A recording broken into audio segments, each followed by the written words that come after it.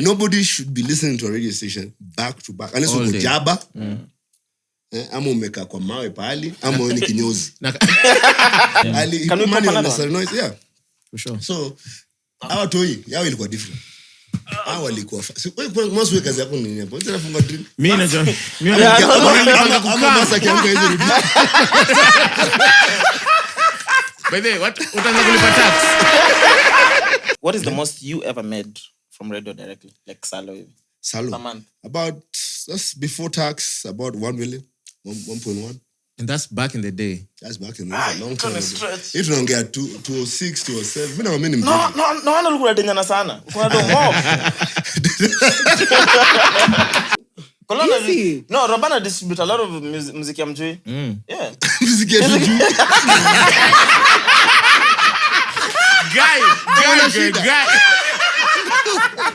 You're the own goal, Chaxy. Hey. If I was a woman, maybe ungenipatia salo. Acha story ishi. Aya nikwambia uko na vagina na bado isura.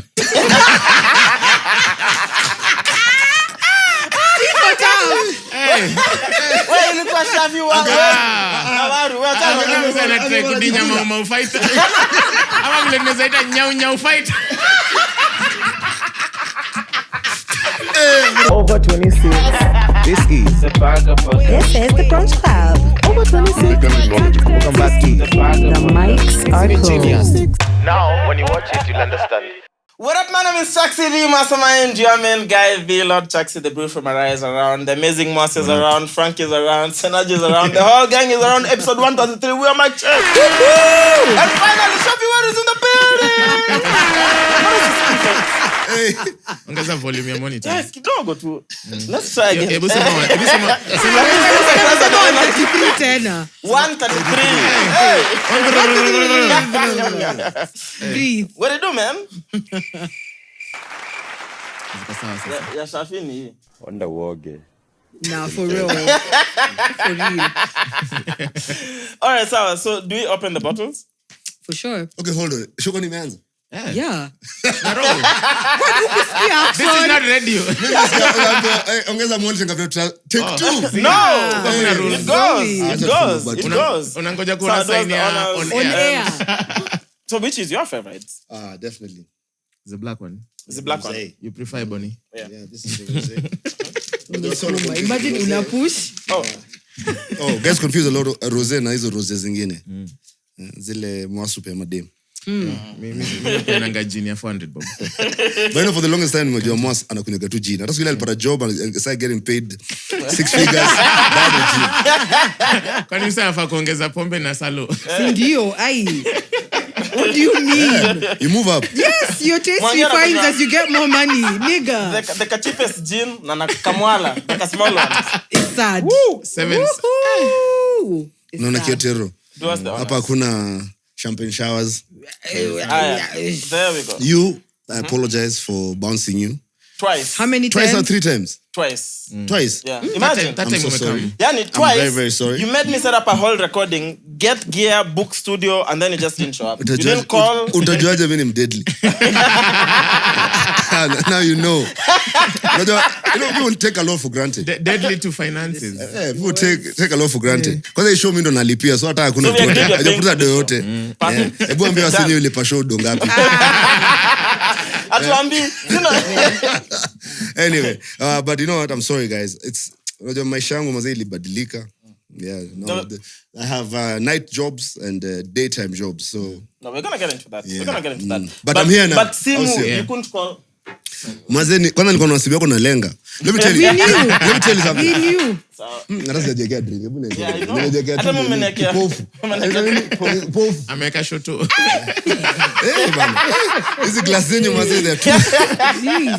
You see why you should drink gin? Let me tell you. Yeah. I'm this type of person.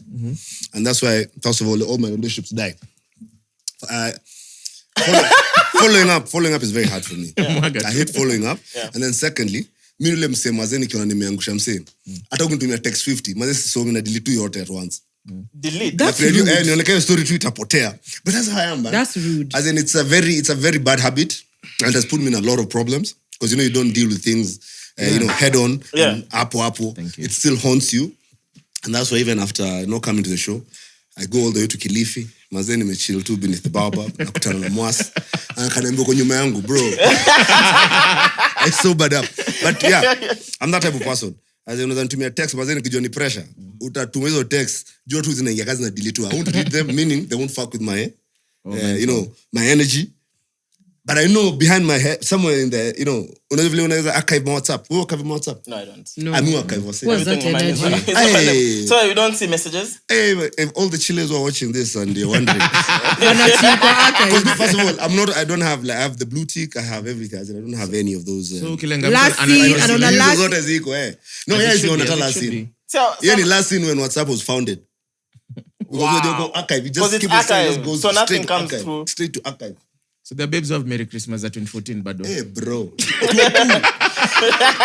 Hey, Tuotu kulikuwa na WhatsApp kweli? No, there's no way there was WhatsApp in Tuotu. Blackberry. Tuotu! Kulikuwa nini? Hiyo ilikuwa siku ya nini? That was BBM. Yes. BBM. Yes. Okay, now that WhatsApp ilianza when? 2011. Hiyo ni story. I'm telling 2011 because that time I had a Nokia Express Music, that's so you could get money. WhatsApp. Acha ni wa Google. It's 2011. No. So 2010 WhatsApp Let's ilikuwa. check facts. 2010 WhatsApp ilikuwa. Sawa, umesema 2011. how much on 2010 ilikuwa. Sawa, WhatsApp was founded in 2009. Unaona? Closest. Unajuaje na amelenga watu on different platforms? Sikiza, yo tunakata kwa ile do ya Hakuna. Ya studio. Hakuna. Umekata thao. Sawa. Well, are you still hosting the men's conference this year? The men's conference. And what the fuck do you guys discuss there? It's not a thing, but Leto really tried to make it a thing. Yeah. Steven Leto of Citizen. He's the only person who moved it from virtual into a location. He paid for carnival, invited all these people, including that lawyer called Dunstan, Omari. Yeah. Yes, he's one of the, crazy vocalists, Boy Child, Forever, Amanda. Yeah. So what do you guys discuss there, bro? No, we discussed a lot of things because he was there as the Lego guy. I was there as the guy who had just been, fired and, had gone through all that drama that was in relation to that whole boy child, girl child kind of vibe. Yeah. And there were many people. There were so many people from different areas. Majority of them came from outside Nairobi. Gotcha. Wase kutoka Kajiado, Narok, wase walikuwa kutoka huko mside za Mlolongo, Macha, wase wa LD, Nakuru. So yeah. It happened. Then muna discuss nini? Okay, so a bunch of we discuss a lot of issues that affect men and boy child. Like women. The issue of actually equality. Because for the longest time, when all this Me Too movement started, there was always campaigns of take your girl child to school, save girl child from FGM, all these things that were affecting women. And I think guys just forgot about the boy child. As in the boy child got lost in that whole space because everyone focused on this thing that brings money. In Kenya, actually in the world, people tend to follow the one trend. And once ukishika wanaenda nayo, kasa hizi kila mtu anaongea climate change, green energy, that's the vibe. If you go to where people are getting money, where the funding is coming from, na story ingine, utajua ujui. So then everything was about educating the girl child because of early marriages and all these things that were happening then. And yes, whatever happened. And those are some of the things that guys were discussing. Because now the boy child are feeling like, you know what? All the energy and all the focus has been given to the girl child. The girl child is getting away with so much. And then introduce, feminism and etc. And so that conference was a big, entertaining, serious joke. Was there any follow-through after? No, there was never follow-through. Yeah. I've never even heard from any of those people. Maybe I actually, for the last 6 years or 7 years, because this thing has been going on over and over for the last 5 years. A poster tunatoka tu, kuna msana created poster. The same way someone created that poster of Didi, and then people jumped on it thinking that we're going to do the same thing that happened to, Bill Cosby, and it's going to air on Netflix. So first of all, now imagine Didi calls Netflix and I'm Nasema, you guys don't even know where the poster came from. So Twitter is where all the madness starts. And sometimes ends. But yeah, here we are, man. So poster, Valentine's Day. Just before Valentine's Day. A men's conference na nini. From the 3rd, the 4th, utaanza kuoneza maposter. just idle minds, or not so idle minds, but just creatives who have no jobs and akona job ya kufanya poster. What does it matter? They'll be all over. And this is the thing is they consistently be using the same photos of the same people. But it becomes like it's a planned thing, but in reality it's not. Yeah. But speaking of reality, like right now, do you think the boy child is getting the right guidance? I know. But you see, that's the problem. You see, when you focus on one thing so much and then you lose focus of the other thing, and trying to come back and rescue that other thing that, you lost focus from. But who's it's very responsible hard. for that? Well, in terms of guidance, who should it come from? No, as in, bro, you see, when you talk about responsibility, you want to, as in, it's a hot case, bro. It's nobody's responsibility, because at the end of the day, watu wanazaliwa, the people who give birth to these children are the first people to take responsibility. True. Society comes after. Weka ni buda ya mtoi, we ni mother wa mtoi, vile utawa shape, vile shule utawapeleka, the ideas you're going to instill in their heads. If you're going to love them in a certain way, that's how your kid will turn out. So it's possible to focus on both the boy child and the girl yes, child it's at the very. same time. But as I keep on telling people, and even with my drama, and I'm sure we'll discuss it. There's never, it has never been a competition. Even in my space, it has never been a competition. In any case, I was advocating for, as in another extreme. Mimi nilikuwa msee wa team Mafisi. So si ulikuwa wewe ni mtu wa team Mafisi.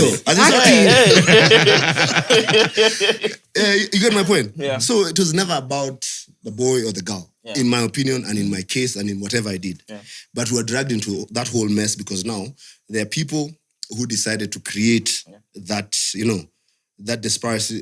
Ikaleta beef na machali na madem, and that's where we are right now. Unasikia? Hiyo ndio tumefika hapo. Frankie nikamwambia weke phone silent. You had one job. Yeah, but we are Skujaman conference. Okay, so I consider you literally the last radio superstar that we had in Kenya. No, I don't. That's bullshit. I mean superstar. Rockstar. Hey. Unasema modesty wewe na watu wenu. Okay. Mwasu na kahapo ni kitu hizi. Adi superstars ni wako sasa. Superstar bado wako radio. Radio kageni. Iko na stars. Kwa box. Au ndio match Okay, only superstar. So okay. Yes, actually, last radio rockstar. Let me say rockstar. That's legendary status. Yeah. Yeah. Do people still refer to you as media personality, SHAFFIE WERU? Yes, bro. Like today I was having lunch at a place called Smoke. Smoke and Grill. Smoke. No, it's not Smoke. Big Smoke. Yeah. So I'm there. I'm having lunch because we got Lenano school because of some preparations that we're doing. Yeah. Msea Janiona for a long time. The guy is the manager of a legend and excess millionaire, but also rishi hapo. Tunarudi kwa excess.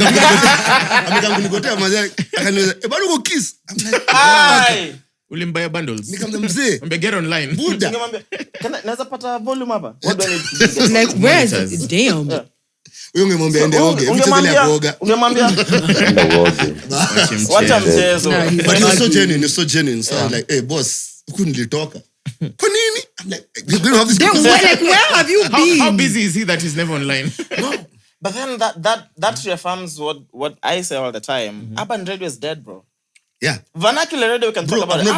I've not been on radio since 2001. Since 2021, sorry. 2021. Sorry. 2021. No, but see, the reality is into one siko bado kwa radio. Yeah, but no, I meant 2021. Yeah. So them 3 years umsema ze bado yeye amebaki kiss tu. Because hata nilitoa kiss nikaenda Homeboys. That's I'm like, what does he mean kiss? Which means he doesn't even listen to radio. No, radio is dead. Yeah. Radio is dead. But let's just leave it at that. It's dead. 2001 you were already on radio? No, 2000 and I went on air in 2003. 2003, yes. So 2021 Nilikuwa class 2. Nilikuwa adding a paycheck. That's I was why. a producer. I was doing this. Nilikuwa fundi wa mitambo. So we Bomblast ulikuwa mtu mkubwa tu? No, Bomblast nilikuwa ndo namaliza shule hizo time. High school. Ndo sasa ni join uni. Damn. That's still growing anyway. Yes. Fuck me. Mimi nilikuwa Kuria bros. Nilikuwa Ocha mbaya. Practicing kutembea. Dread zilikuwa internal organs. Unajua kwanza Wakuria na Wateso, they're like 5 in the country. Yeah. Actually, the census proved Kwana it. Wakuria, uno Ukuria na mdogo. Na nimekata sizani. Na Moses Kuria. Na gatekeep. I'm gatekeeping. But you're doing very well for Koreans. Thank you, Bro, very, very well, bro. Appreciate you, man. Because ukiuza Mkenya, unajua Wakuria ni nani? Asema tu Moses Kuria. That was good at is Kikuyu. I know, si jina tu. Oh, Gina, she They need to know that Kuria is a place. Yeah. Is it like a county? No. It's not a county. It's a sub-county. It's a sub-county. Yes. But we're in Migori County. We are literally at the border of Kenya and Kisii. Tanzania. No, so... Oluya. No, Luos. we border Luos. We border Luos, yeah. And Somalis. No. I'm telling you, Migori si ndio kwa nani? Ule governor anaitwa Obado. Junet. Obado, yeah. Junet ni nini?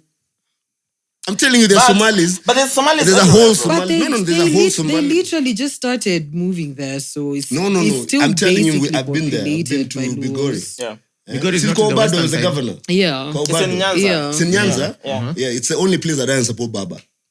They do the whatever shit they want to do. All 5 of them. I know Kurias we don't vote for Raila for sure. True. For sure. Nyinyi there is ananga clean slate. We know. Rao wanataka nini? Lakini our votes are negligible. Sasa sijui mnapigana nini. Mnamnyima kura 4. Every election We know. wote hugava. Kurians Moja are ni fuck this MCA, shit moja up. ni MP. We know. I have a question for you. Yes. How much when radio was the biggest form of media at some point, Yes. right? I think because of penetration. Yeah, from 2002 Yes. to 2012. Yeah. Radio was everything. At the peak of urban radio, Yeah. was you were very heavily involved. How much was urban radio making on average? How much is urban radio making now? Right now, I wouldn't know, but I can tell you for sure it's dropped by 70-60%. But when radio was radio, when KISS started, KISS has given birth to Classic, East FM, Radio Jumbo, Homeboys Radio, because now Patrick bought it and everything. And they have Gukena inside there. They have Smooth. Yes. East FM. It's just East FM. East. Yeah. Gukena. And then there's the rock station that used to be XFM. X, yeah. Yeah. I remember in the targets, actually the targets before I left, before I moved to Homeboys. So we're talking about 2019, 2018, 2017. One station like Minor, in a year, he'd bring in 200 to 300 million. One station. That's in a year, yes. And they had Meaning if 10 you stations. do that per month, that means they're raking in 20 million and above. Shish. And that's One show or? No, that's a station. That's like That's a station. That's Okay. classic. Yeah. Because I remember classic and SFM, the target audiences used to fluctuate. So not target audience, the KPI, the amount of money you're supposed to make in a year. Because now guys were being paid a shitload of money. So when I put a kiss, in a good month, those days when Caroline was fire, and then I was doing the drive show with Kaleche, and then mid-morning tulikuwa na Olivia Otieno or Kina Dell. We're talking in the morning, total 30 million a month. Damn. Shish. On December, we're talking close to 60, 70 million. Damn. But now, wanaweza do wapi? Kwa view sasa. You do hakuna. Yeah, because now you see, then when radio was starting, it was the only mode of entertainment for every passive listener or any passive customer. Passive in the sense that radio ndo kitu unaweza bebana nayo. Uko keja kawe ni mboch, ukipanguza umesha ready. Kwa simu. Yeah.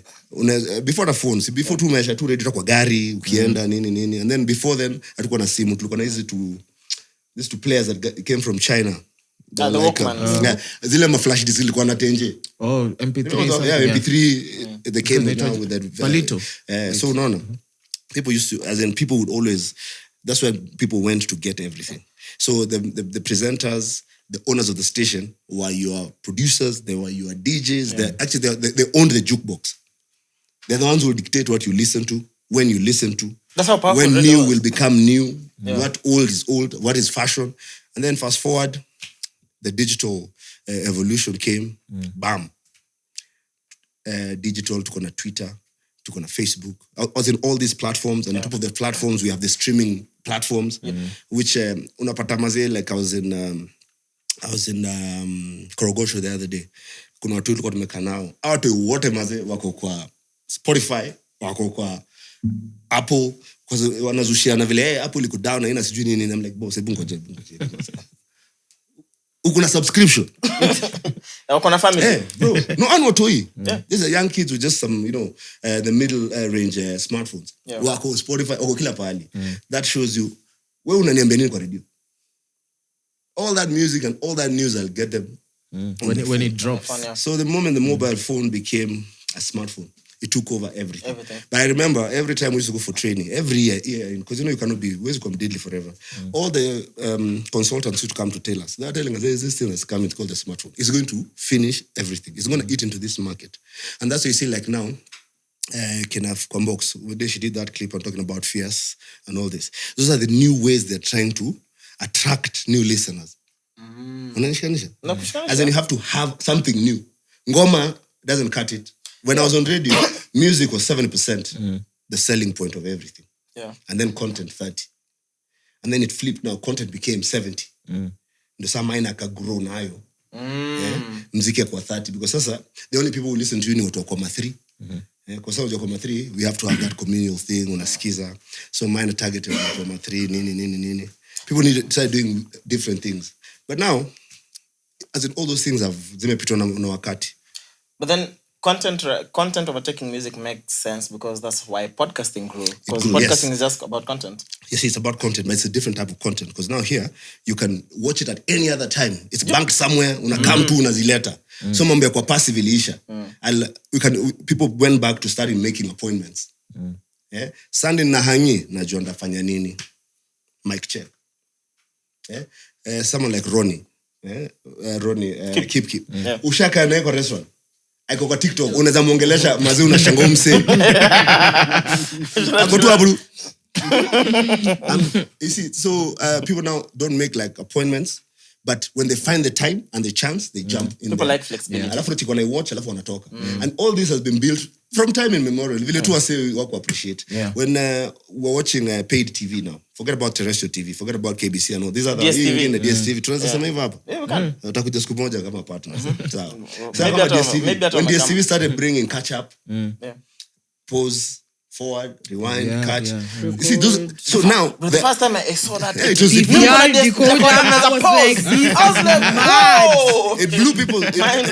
blew people's minds away. But guess what? Digital ilikuwa shafikiri vitu zote. So now you don't have to pause it literally. But it go to place stored for you, come anytime. Ka Netflix. Hata sema kilosi kirudi, it starts from wherever I saw. Pali imagine. How much did you ever? What is the most you ever made from radio directly, like Salo? A month. About that's before tax, about 1 million, 1.1.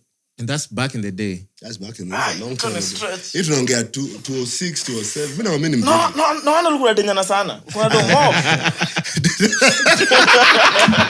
No. Nili mangana sana kwa sababu machine inafanya job. Unaona bro. Uko down to go sawa. Damn. You could keep up. Mpaka saizi you can't buy. Mpaka saizi generator inapiga kazi. Ai inapiga job fit. Wale wanawatch wanajua.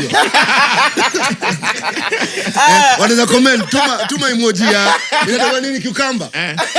Sasa shida ni watatuma kwa WhatsApp alafu uta archive. No. Siko show. Wale wa comments. Yeah, but yeah, so do ilikuwa. But see, the money just from radio. Money at that time was for partying, buying big cars. And then plus also nilipata watu yali. Like my daughter now is in uni. So you can imagine Kimana 17, she's 18 years back. Unaona? Do bado nilikuwa school fees nilikuwa nalipa. So is it ulikuwa tu na pull out game mbaya ama tu just na sikutumia tu CD. Hiyo ndio shida. Ilikuwa bonyo. Shafi alikuwa hashtag na risk. Risk it. Like you see, I got as in I ended ningekuwa napiga hivyo row mbaya ingekuwa pressure because sasa ningekuwa na watu kama 12. Me only have 4 kids. That you know. No, hakuna. Watu wangu wote na wamesea. Na wamesea mbaya because you see I can't be the guy who's taking care of these 2 kids and I'm taking care of the others. You have to go pressure. Fact. Kuna mademo wamekaa wamesema kuna mtoi. Mimi naambia yule mtoi. Sijui wanapotelea gapi after that. Una archive. No, hakuna kwa archive. Unasema ndio niko na mtoi. Wako. Akam. Sijasema tu kumangana. Bas, sasa unatakaje? Hebu tumia 20k and then I'll let you know. Mba. So, what is it to pull out? Ujambe opake amedie. Wait, so lazima tu come inside. Where is it to pull When out? I was born to pull out. Mimi ningekuwa nimepull you out. Tungekuwa hapa. Bro, I seen a lot, but sasa ya kupulando pale nimebeba. Ufanye hiyo kazi yote just pull out. Aje basi. Mimi na swali. Sasa hiyo swali ya mita ibu. Shafi. Hapa kuna jaza kwa hiyo kitu yako. Haiko. Asante tunasikia vizuri. I don't know why I didn't come to this show earlier. I know. But sasa you have to come back. Bro, anytime. So all the times will to stand up lazima urudi. Sorry, Mwass, you had a question. No, sir. I had a question. Sasa hiyo swali ya mita sasa hivi ukipangia boy child. Mita sahi. Pangia Chaxy. Mita sahi saidia. Anipangie. Kupangia swali ya mita sasa hivi. Listen, first of all, mita sahi every time So unasema mita hizi kusaidia na watu pale wako like na hii economy ya Ruto mita is not as much as it as in, but if we do that appreciation then kwa sasa mimi niko na labda minor level 2 point something.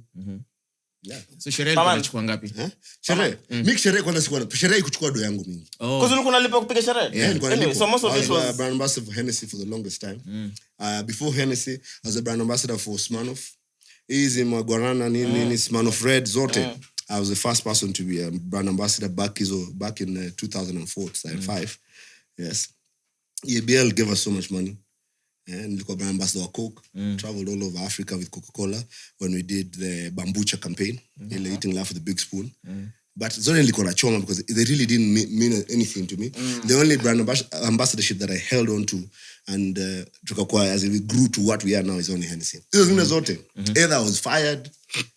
Of course. And it was never about the client. It was mimi. Rock survived. Na kumbuka kuna siku tulikuwa na launch hiyo Small Fred pale K1 with DNG maze. Bro nilianguka kutoka stage. Nilikuwa nimewaka. And you're the host. Yeah. Alafu sasa Motorola na Smirnoff zingine. Ile siku ya Nakuru. Walioneo picha hivi. I lost Motorola. I lost everything. And I lost everything. How did you find out? Lakini sasa unapata email ama call ama unaambiwa tu man. Hata wakukall. Unafutoka mjengo. Usikuje kesho. Hapo unamesea. Kutoka mjengo. But sasa how do you even tell the client? Can you imagine you're the host of a launch? Unatunda kwa stage. What do you mean? Safari 7. Sasa client tukaenda meeting wakasema nini nikasema bro you guys didn't hatukufanywa nini inaitwa induction nini kunywa pombe na maji. So sawa akasema okay now we do Safari 7s. Nilianguka tena. The Safari 7 said you so boyo nilidunda bro na nikadose. Na sasa watu wa media na the same team wako tena walikuwa wasema so basically where I work. Ayo iko work. Your time iko work. So easy hopefully it work but we'll get into that. Wait, I'm just curious. Hakukuwa na mtu kwa masikio yako like Shafi unachoma. Utaambia Shafi nini bro? Analipo meter. Tumwambia nini? Wale wasubi advice ni wanaga kitu. Sasa kuna kitu ana mind the Shafi usilewe sana ombe wote rudiaje Nairobi. Yeah, so that's life but we live and learn bro. So let me remind you one of those crazy times. So the first times I was in Nairobi. No wait. So 2014 Nilikam Nai first. 2015. 2012 December. 2012 December. Ya kutembea ilikuwa lini? 2012 December. So 2015 I'm on radio in KU. Okay. Then what is the name of this dude man? He owned like a barber thing, had dreads. I'll organize a gig naitwa Cigars and Cognac in Mount Kenya. Okay. So I don't know if you remember that. Watu ya kampuni na hizo vitu na dukani. Sasa tusikie. Mimi nilikuwa tu ule msemo nilikuwa nimetoka Ocha but I really want to integrate myself in the system. So I was doing everything. So we came on because we were taking content for the gig. It was like a private gig. Okay. Akina Pendo, akina Nane, just a bunch of Nairobi socialites. Pendo used to have yes, Pendo was Pendo, you know. It's very Pendo. Ulikuwa na ile discovery at the time. Tell them. 2012. See, Yeah. 2014. 2015, I think 2015. Maybe that's the most I've just seen niggas ball. Now fresh in Nairobi. And go like, what the fuck is this, bro? A private villa. All the socialites you know, bro, name them. Hapo tu. And then there's this boy from Ocha. Mimi niko two vibes. Naona Hennessy exhaust cigars. Niko excited. Ulikuwa na how much kwa mfuko? Because alibebwa na Gari yake job yake yu. Mimi nilibebwa nikapelekwa gig nikarudi nimeshangaa tu niko like what the things I saw in that gig. The things I saw. Kuna letea konya kuna uliza ni how much ni free. Kushua. It was Mount Kenya, bro. I feel like I'll find a poster. I have the poster. I'll send you the poster. Cigars and cognac. Cigars and cognac. When you hear cigars and I think cognac, you're doing bro, Hennessy at the time. This for very rich people. Yani ilikuwa mambo mingi tu. Yeah, ingekuwa gin na kitu. Availability check. Ingekuwa gin na ndom. He knows you too well. Let me see life. He knows you Cigars too and well. cognac. But No, I know what you're talking about. I remember. you know the thing, yeah, bro, that gig. Me, I'm telling you, unajua kuna hiyo ilikuwa induction by fire. Nilikuwa like even kama Nairobi hivi ndo kuko. Unajua this guy called Wololo TV. Mwenye all his kids naishanga. Acha nitafute pesa. Yeah, but I came back really motivated, but to be very No, but you honest. see, let me tell you, for you to get motivated is by going somewhere where things will blow your mind. If you do not keep on jump-starting your mind to understand that, kuna msem deadly pale nje kuliko, kuna vitu deadly pale nje, you never push yourself. You'll be comfortable, unatoka tu pale tu, unachezea tu, your comfort zone, and then you'll never amount to anything because time doesn't wait. Time keeps on going. Yeah. So mengia kampo, if you didn't push to kuma dreads, ukadecide mimi ama nikwe star. Yeah. Ungekuwa star. And kampo mlikuwa watu wangapi? Intake ya campus in 1,000. KU ni in the 70,000 plus. Imagine. So imagine out of the 7,000 you're one of the, the cool. Guys, clap for me. Come on. Hey! Kuna wengine saizi wanakuochiki tu kwa YouTube wanaambia mabese zao pale kwa base. Tulikuwa na mse daro. Usiwahi kwa huyo mse. Imagine wale wanaona Ruto wanasema I know. Tulikuwa na Sugoi. Baka wameframe picha yake kwa class 4. It's crazy. Because you're in Kiss. Yes. What is the logic behind the repetitive music in Kiss, bro? Like naweza sikia ngoma moja. Do you know I've ever listened to Kiss? Ngoma ikiisha kaanza tena. Nilikuwa like, what? Well, bro, What I'm not doing. unaturudisha nyuma. So explaining about your science. The science with the passive listeners and whatever. Okay. You see, the thing is the same thing with the passive listeners. And in the industry secret, rotational music is because at no one time you are 1,000 listeners at that particular minute or at that particular hour are listening at the same time. Shida ni, wale wasiwana job ka wewe. Umekaa tu kwa radio, umesikiza ngoma ine back to back. I was say by the way, let me tell you, those are people who need a life. Nobody should be listening to a radio station back to back unless uko jaba. Ama umekaa kwa mawe pahali ama ni kinyozi. That's what I was going to ask. Kama if you work allowed. Kama ni dere naendesha gari kutoka Nairobi hadi Mombasa. Ama kinyozi ama dere wa mathiri wanyanganya. But the science is that now for the other people who you are catering to, it's the number of people who are complaining about the reputation is less than the number of people who have not heard the music. Okay. And then now they plant that seed. Nairobi's number one hit station, fresh station. And then the music that they decide to make, the music you want to listen, will always remind you of the brand. So every time all these guys who are doing research on Okuza, in the last 3 days, station gani? Quick. Nakumbuka no air Kiss. Utafikia no air as you shikanisha tu hivyo ngoma gani ulisikia unawapatia ngoma kaa ine back to back, and those are the only in a station like Kiss then you could have only 10 to 12 power songs. Those power songs would play for 78 weeks. Okay. So when you invest in wapi na zikosa kuingizwa wapi? Bro, mimi nakwambia kuna mangoma kama No Air, Chris Brown, I love the song, lakini because of radio, bro, najua lyrics na hata ka stack, you just know the lyrics. But you see even in LA, in Australia have the biggest market of radio. The best radio professionals, what wametoka Australia. That's what they do even there. But see there, it works in their market because they're building like real pop stars. And that is why Ogopa, Calif Records, before utoke Ocha, Kuria, wewe ingia kindergarten, walikuwa master. Saizi hatuna master your design because even the radio stations that are here are not giving, the market enough audience to put the music on and also to consume the music. Wase wote wale wanajua t-shirt ni white, wase wote wanajua Brooklyn, wase wote wanajua hizo ngoma zote mnafikiri ni deadly. Wanaijua from streaming and YouTube, not from radio. But if radio was still then, unagongewa t-shirt ni white back to back every hour 4 times in a week. How many hours are there in a week? Na inachezwa mara 4 for bro. Hata church tunaimba hizo ngoma. And that's why songs like Kuna Dawa, those are some of the biggest gospel songs that were ever done. Because the platform worked for them. Okay. And it made the work easier for the radio owners. Ukiletewa bill la MCSK, unalipa ngoma ngapi? Ine. Some da unieke ngoma ni wacheze mingi. The bigger the catalog, the more money you have to pay for royalties. And who used to decide like this is the banger we should play? There was a music director. I was a music director sometime. No, music directors who were backed by now the producers and other young people in the station. So every Friday we have like a pizza and wine kind of vibe. So wanakam nasikiza ngoma zote.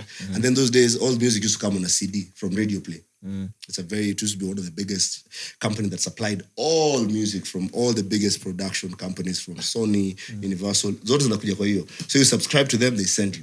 But that company died because of streaming. Obviously. Because nani anakuzia CD? Kuna wasetao uza CD.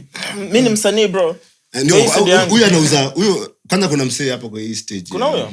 Namwambia sawa bro, mimi nataka kubai. Nitaicheza wapi? Yeah, cause nitaicheza wapi? Hata blank. Hata kama ni blank utaweka wapi? Yeah, plus nitaicheza wapi? Nobody buys CDs anymore. Hata flash disk hakuna mtu anachukua. Anymore. Flash disk watu bado wanabuy. But for specific reasons. Storage, yeah, okay. Yeah. So then would that explain why PAYOLA was a big deal? Yeah. And let's talk PAYOLA in kidogo. Because my understanding, because even now we've had when we had what's the artist we had from Nigeria on the pod? Psycho IP. Yeah, the label reached out wakasema we are coming to Kenya for interviews. Wakapatia some money like this is in our budget for marketing. Yes. So because I mean we didn't ask for money as we did the interview. Even after wakatambia by the way we had a budget for marketing. Isn't that the same thing with radio? What was called PAYOLA? No, see PAYOLA and radio, you know, watu tu wa Kenya come up na all sorts of things. But at the end of the day, if you want your record to reach the heights that you want it, as in where bigger artists have reached, you have to have that. It's called the marketing money. The marketing money can go on t-shirts. It can go to DJs. It can go to VJs or TV, and also the radio presenters. Because they're the guys, hata kama hata kuwa na power ya kucheza hiyo ngoma, atafanya kitu Maina udu. Ushasikia Maina aki-introduce P-Square? Ama introduce Juba Jukes? I'm a diamond. Ushasikia? You think it's the biggest shit that has ever come out of East Africa? Yeah. You see that hype? Sasa kama wewe, ujulikani, hauna marketing budget, uja make matisho, uja distribute ngoma yako kama DJ, hakuna presenter tani boy wako, hata hauna namba ya presenter. Umeleta ngoma, unahope hiyo ngoma itafika. Ikifika tu hapo unasikia artists, and then these Kenyan presenters are full of shit. Kuna kamse hapa ka Kenya mazeka ametoa ngoma nyingine. You see that's where your chances of becoming a star die. Zero. Yeah. Ukisikia msee anasema kuna boy wangu anaitwa Mwass ametoa banga nyingine. You start giving stories. Unajua bullshit story. Hey, kwanza juice I met him. This guy by the way. This guy is going far. This guy is coming to rescue Kenyan music. Ebu sikia alafu unaanzisha hapo na stop na umesikia hiyo. Pull up tena. Alafu unacheza end of the show. Hata nikienda acha niwaachie huyu Mwass. Mwass will rescue Kenyan music. Yeah. Jalas na Maina walikuwa wameiva hiyo story. No, wameiva. If you give them a song and they trusted it became a hit, regardless. They built stars. And it's not a crime. Yeah. This is the reality of the industry. Because listen, you want to become the guy who's paid the most. You want to become the star. Ukiingia kwa room aseme umeona Biana akiingia hapa. Hata mazee tuna pose, ndio? For sure. He's earned it. So you need to earn it. Yeah. You need to earn it by putting out good music. You need to earn it by living that good life, that hype.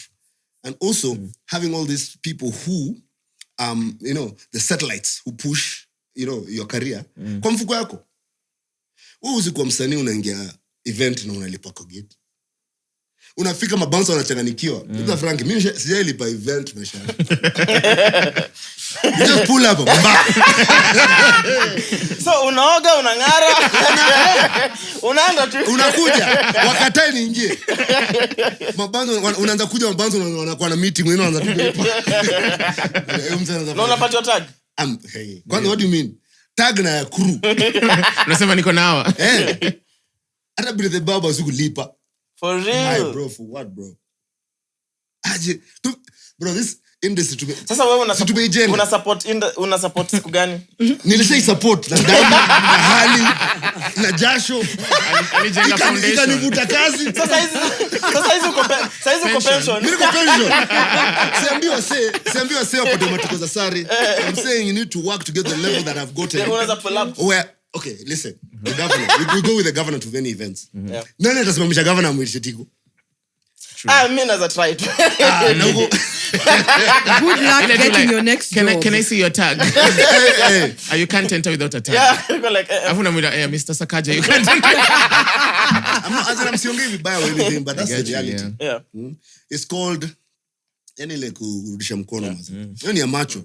But then isn't because I hear you describe how things were back in the end with the music director, blah blah blah. So is that why gatekeeping was an easy thing in radio? Because also, genuinely speaking, all radio stations rotated the same presenters. Yeah. So for the longest time, nilikuwa na wase na radio presenters na shindo utaanzia wapi? Like Jalango, he went to all the stations. Jalango worked in all of them. Actually, in all of them. Even all the big stations. Even Timadeka as a producer. Yeah, the team has been in all stations. Yeah. Because he produced even for Citizen. He was that hot, eh? Yeah, he was. Jalango, he worked on all the major stations. Yeah. SG, that's standard group he was, Yeah. Alifanya K24. That's Media Max. Your station Nyau. Akarudi Kiss. Akafanya Homeboys. Akafanya Homeboys alifanya. Radio Jump. Standard alifanya Milele Maisha. And these are the biggest stations in the market. Yeah. You know, having a bilingual, these are stations inapiga Kiswahili na English. It's those are the mass market stations. Because you're sure kuna mtu Migori tu anakusikia. Automatically unapata mpake. Patanisho. So describe to me when Camp Mullah is breaking into the scene. Because they got a lot of resistance from Kenyan radio. Yes, there was a lot of talk of they don't sound Kenyan now. Nani wanajisikia. It was hate. And the hate came mostly from, these English-speaking stations. Including you, according to the blog. No, wapi. No, I used to go to studio every single day. I'm called by Kuse's mom. Susanna. Me ndo nilipeleka ngoma zao kwa station. Usisikize blogs. Blogs ni blogs. Nasoma sisikize. Unajua ukisha soma alafu internalize. No, but that's bullshit. Anyone who says that's outright bullshit. Those kids even know. Me, I'm the most disappointed. Uliza mseni kwa benda kwa hao ngoma zao nazichezaga tu hapo tu ile nasema mafala watu hao mazee waliniangusha. The reality is that they were ahead of their time. They came from very able background and families. Walikuwa shule zingine normal sana. Where music was something, that was really nurtured well. They were so freaking talented. One of them was in Berkeley. Yeah, in fact, when we were dropping, even Kuzma was in Berkeley? Yes, if he was in Berkeley, he was in a school. He was a UK, he was deadly. But the reality is this. The disconnect came when their families could not align. Just say, kukona beef na artists, as in amongst artists in a group. And then there's also beef now with family because budako wananiambia nini but pia sisi tuko na kitu. And they're all from musical backgrounds. Shapa is from a legendary musical family. Yes. But Shapa's family had no much drama in the breakup. Yeah. But the other guys who came from really, like Kibaki was Karun's uncle or something. So I remember even when she was dropping now her single on her own, her EP. Ilikuwa Mudhaiga. Uru graced it, everyone. But my point is this. Yeah. These kids, I was called by Susanna. That is Kusma's mom. Kaenda Samawati. Kusma was still in the UK. The person who was there now helping with the mastering and everything was Ulopa. This is the first time I'm meeting Ulopa. Ulopa is also a cousin. Yes, he's also a cousin to the family because now, Nani alikuwa mother-in-law wake. Huyu ni uncle ya Kusma. That's right. So nikaambia mazee, the boys have done something. Nikachezewa Fresh All Day. So why would I not want to play it? I took Fresh All Day to Capital FM. Ikakanyagiwa. I had to use Ike because Ike had more, connection there. Yeah. And Ike, when he listened to them, he went to their parents behind my back. Akaambia, madhawa semenda kumaneja watu hii. Yeye ndo sasa sukuma mziki katoka ikaenda Nigeria. They're the first South people to be Africa. nominated in BET. Yeah. Kina Wizkid were coming into town to come and see these kids. Collabo. They're dressing like Migos then. Facts. Because even Snapbacks. Wizkid is on what was the album? Funky Town. Yes, Yeah. he came Prizes, here I'm not wrong. to find them. These kids were so big. Even Safaricom couldn't lock them down for that time. They were doing that shit. Safaricom Live, they were touring in the couldn't. country. Yeah. Because of their needs and the way these kids were just too, they were too walikuwa huko juu. Ilikuwa showbiz vile Showbiz inafaa. on another level. And many other things, even MTV, Sugar. The reason why Kena now Wizkid entered and everything and used this the opportunity to blow up. The only Kenyan who was there, last I checked, was Nick Mutuma. These kids were supposed to be now, they were the first guys to be chosen to do Sugar. the score as part of the, Sugar. But how do you toa wapi? Unapigia huyu Karuna ko Switzerland. And it was just pressure. Yeah. And that pressure, and it tore them apart. And then they were too young. They were too young. Yeah. And Ike trying to, I don't know if you guys know Ike, the tall Nigerian guy. No, I don't know. Ekuchuku. Wait, is it the guy for which label? Yule alianzisha kina nani? Taurus. Taurus. Okay. Kagwe. Yeah. We Kagwe. say. Yes. Della. So, Mimi, I'm sitting here today just to clarify. There's no way I had beef with these kids. I tried pushing their music in Kiss. Ilikuwa inakanyagiwa ndio sikatai. Because now we're fighting with Chris Brown. Because now when categories are, when you're doing the meeting, kuna pop, which is now everything that sounds like Chris Brown, Bruno Mars, alafu kuna Kenyan.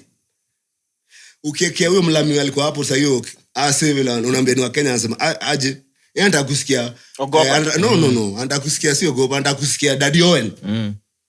Hiyo ndio anajua ni Kenya. Ikienda sana System ya Longomba. So can you understand that was the biggest issue? Okay. And that's why Kiss never gave them Kiss ingecheza hii muziki yao tu hivi ile ilikuwa inafaa kuchezwa. Maybe that's why else, the blogs are saying whatever they say. Shaffie, because Yes, because hey bro, it was Kiss, Shaffie, Kiss. But the reality is there was deeper issues. Yeah. And it's a case of you learn how to fly before you can walk or even crawl. So that's what's happening behind the scenes. Behind the scenes, so the guys who are in positions of power feel like this is not music that relates to us. Yeah. And then therefore inakanyagiwa tu. As in, until they blew internationally, and then now Kenyans are claiming. No, when they were invited for BET, they were the first people to be invited for the BET. Because the mamas happened before the BETs as well. Listen, first they were invited for all this shit. Yeah. Channel O. They were nominated for a lot everything. of things, They didn't show up for either. They're too busy. They did. Then for BET. Yeah, they did BT, even Chanelos, they showed up. Bro, but the next year, these kids, when they came out, it was such a phenomenal. People loved them outside more than inside. Fuck. South Africans were like, nani. You need to watch those videos and see how those kids dress. All these skinny jeans, all these shoes that you're wearing. They were trendy as fuck, bro. They were wearing J's I'm before J's became J's. Unajua? No, even Shappa raps about telling you. Yo, Shappa Jeez, doesn't boss. Shappa rap about Tankare. Tankare Mimi before Tankare juzi, before Tankare. I'm like, how the fuck did you know Tankare, bro? Tankare iko hata na EBL. Hata iko na wao. It was not a market. That's It was not in this market. How do you know Tankare, bro? Hata hiyo alikuwa anaishi maisha mengine mimi hakuna msamaini uzi t-shirt plain tu nikafeel ni cool kama vazi. Later in life I look at vazi, I'm like, what the fuck was a this big thing? logo. Hold on. Yao si vazi. You see how lost you are. This is a South African brand. Hii ilikuwa na Bandsoft. Ilikuwa inaitwa I'm a keep. I'm a keep. Yeah. So Then they I'm a keep. Vazi ni ya juzi. But Mimi waache wewe. I promise they on vazi, bro. No. Don't Vazi as well. Don't vazi. No. I really wanted that t-shirt. I I'm saw a Vazi keep. because There's of them. Vazi both, also. yeah. There's a t-shirt Vazi is Shappa one- amevaa na Vazi- Vazi. Hii ni after zao chape. Wewe. Lakini I'm a keep na mashambala. Na masha. Yeah, good Let me tell you time. about Shambalas. Dennis Oliet used to come. Akileta sasa when he comes, he was playing in France. And I come as I'm in a small bag, give me meja mashambala. Me na distribute na kid I was saying. So that's how big these kids were. They were trendsetters. They were trend changers. As in, they were just ahead of their time. Yeah. And that's why until today, I think they were so fire. And then they did a collaboration with Kolo. It's like, hey bro, they were everything. It's just they were failed by their management. Because see how walikuwa watoi. They were These kids, guys were bro. still in They were in high school, year bro. 12. Only. They were homies in high school. And then they're doing music as a passion. Si ati ndio Yeah, kutoka we got block. vibes. No, yeah, only vibes. Yeah, pesa. And then in reality, after when you're in high school, you had friend groups that you did bunch of things. After high school, kila msaka and separate, and there was no beef. Yeah. The difference is whatever they were doing as friends just blew up. And then the whole industry was on their shoulders. But what I collect, But no, shule, the thing is, even when the industry was on their shoulders, they didn't realize it. okay. They didn't. That's where it went wrong. All the people, the adults who are behind them should have made sure to make them understand. Because, before them, we had groups that people really put and invested money into. Yes, they didn't go anywhere, but we still remember them until today. Give me a Kalamashaka. Okay. Yeah. They didn't go anywhere. No. Kalamashaka. Kulikuwa na... Necessary Noise. Let's go back. Now, there are two guys who were called... No, Swahili Nation. Okay. Swahili Nation. There was Jabali. Jabal is Jabali wale wa drums wale. Okay. Hiyo group sasa kuna wawili Mandugu Digital. Bro, Bamzigi and thingy. No. Mandugu. They produce. They produce gifts for the kids. Okay. But now Mandugu, the bro, ako TZ, they are produce yakina the hip hop scene TZ. Yeah, TZ, yeah. But see those guys, Professor J. People Anwas all come toka, ghetto or toka from north, affluent places where there was no money, but people like in Blue Zebra, Ted Josiah, put money and believed in them. Even mother Akina Kusma, Suzanne. Yeah. Can we money on the noise? Yeah, For sure. So our toy, yao ilikuwa different. Our ilikuwa. So most week kazi yako nini hapo? Unataka funga drink? Mimi najua. Ama basa kiamka hizo rudi. By the way, what? Utaanza kulipa tax. Ajamuka hivi. Na ndugu mbele. Hii lazima nisome sahi. Na nitasoma next episode. Sasa nifungue basi Chaxy. So Mariah post this time. Lazima nisome. Usome hivyo. So it's a pic of a fat person. Then msa amesema your girl wishes she was here with me. Amepost. Msa kamuuliza unajuanga aje umeshiba? Sipoa bebe. Sipoa. Maze. Sipoa. Wakana ni watiaji. Anyway, so so that's Camp Mullah. So is it true there was a deal between Ogopa Deejays and Kiss FM so that they give you exclusive music and then you give them airplay, whatever? I don't know. What was No. There was a deal. There were two deals with Ogopa. Okay. The first deal was, yes, they give us all their dope music, all the latest releases, and then we did a tour with them. Because, Radio Africa has a station in other countries. Yeah, like Nigeria, Uganda, Sana Kwanza, that's where everything started. Yeah. Yes, so they went... there was a big concert by the Ogopa artists then. Kina Red Sun, Kina Baby Cool, Chameleon. Red Sun alikuwa na vatu Durag bad. Durag kwa mse kwani kichwa yake nakonga Helen na kiko. Akupoa by the way, and he was very good. Akona nywele. Sika yangu. Akona by the way, kana anakuwa na cornrows nini. For real? Yeah, kutu sawa. Never thought it's bad. Nice, always a dreadlocks. I'm mad. So, I don't know. Mbona mshtuka kidogo? Nishikidure sana. Shafi. When you used to work together, Shafi akoi by lunch. Alikuwa anaona nimefungwa lunch yangu na kama na fork. Always. Shafi kwa tabia mbaya. Like yani ati leo tunakula. Alafu ananiambia machipo tu kila siku. Akikula. Yeye alikuwa cool kid. Mimi sina dem, yeye alishina madhake. Yeye amempiga maviazi huko. So the Ogopa thing, we did a concert with them in conjunction with the station in UG. So already walishafungula mlango. So this is when akina Chameleon are recording in Kenya. Yes, all of them. Cool. Everyone is here. Uganda, stability and peace just came like late 90s hapo. After peace. Yeah, peace, yeah. Iko like iko saizi lakini sasa peace ni ya M7. Okay. But ilikuwa hivyo. So na cheki. Do you have anything I'm going to Mimi niko nayo iko fit. So that was the issue. So most of these artists had relocated or they were here like for walikuwa nishi huku because huko just too volatile. Gotcha. And as the country was rebuilding, they had to do so many other things. Music could not be the priority. So Ogopa gave them shelter. I was in Kama Brothers because now we had Florida, F1, F2, Madhouse, jam sessions. There used to be concerts, as in guys, rappers come and battle. All the big names came from there. Hadstone, all these guys came from that. So Ogopa used to go there and poach them and then take them in the studio and record them. And so you had all this array of all these big artists. Quick one too. When you say Ogopa, you mean like it Lucas. was already an Lucas, entity the brand. ni Lucas peke. Ni Lucas peke yake. Okay. Yeye ndio Ogopa, hakuna Ogopa mwingine. Hakuna Ogopa mwingine. Ogopa ni Lucas, alafu hiyo kichwa ni bro yake anaitwa Banda. Umsana alikuwa kuna kisogo. Ukweli. Umse hapo anataka julikane mpaka it's an actual hair si yake. Aleka bro yake. Wewe unamjua mpaka sasa No, Lucas Tuskis na simjui. But Lucas alikuwa DJ Homeboys. Yeah. The best DJs ever was Lucas, John Styles. So Lukia akasema hapana, say family peleka hivi, yeye akaenda kafungua Ogopa. So he kicked us the Ogopa, which is amazing. Akageta us, he had all the artists. Clemo was, thank you Clemo. Sorry, very frank to ngenda inch. So now Clemo was in Mo University, Eldoret. That's another genius in this market. Yeah. So yeye alikuwa huko your colleague size. Anachekia anashanga mimi ndaingiaje kwa industry. But you see, it was only Ogopa was doing great music.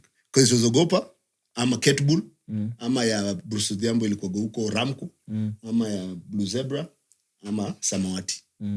Samawati, them, they had the money, they had the resources, but the artists were enough talent. They were more of rapper. They wanted the cool. They had seen that Mullah thing from along. Yeah, so hiyo story ya nini, hiyo ya kutengeneza mangoma za Ogopa hizo. Wako na vibe nayo.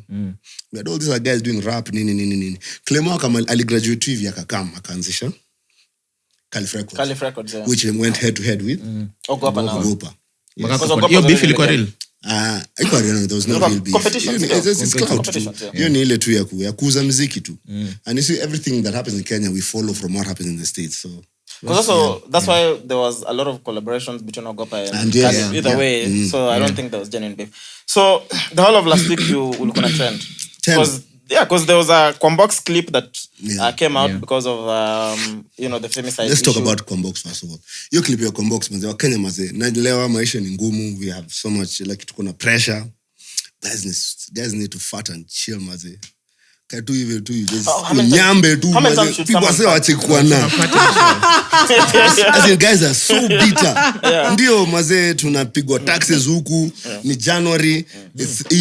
Mnatupiga taxes. Mimi ni account napiga taxes. Tunakuja kwako. Kwanza hapo nimeona article lingine leo nitataja. So you see, that's the reality. So I'm like, yo, nini mazee, so chill mazee. People need to have their own opinions. Because see now, the moment you're not allowing people to speak out their mind. Sisi weka umejam, si lamo pia ni jam. You understand me? Yes, it was too soon. It was unnecessary. But kwani watu wa jam?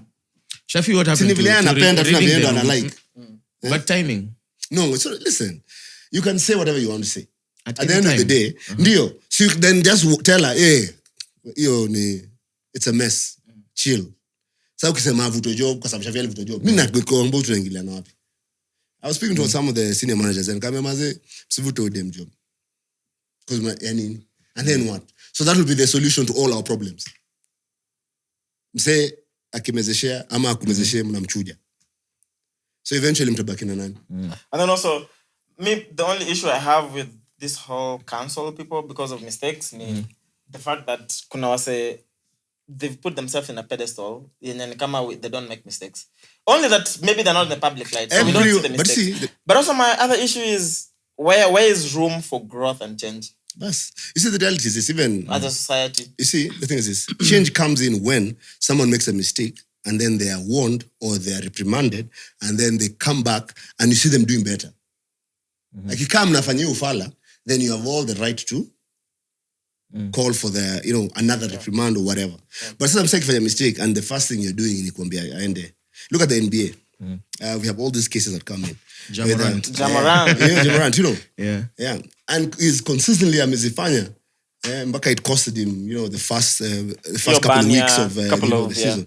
But you see, alipelekwa rehab, alipelekwa, you go through all these things that will try and change you. Yeah. Sasa kama mimi mpaka leo, nilivutwa nikasemekana mimi napenda, I was supporting just say, do you know why I was fired? I know. I can play the clip you want. Not about the clip. The clip. Ishachezwa mazili So that- TikTok imetrend.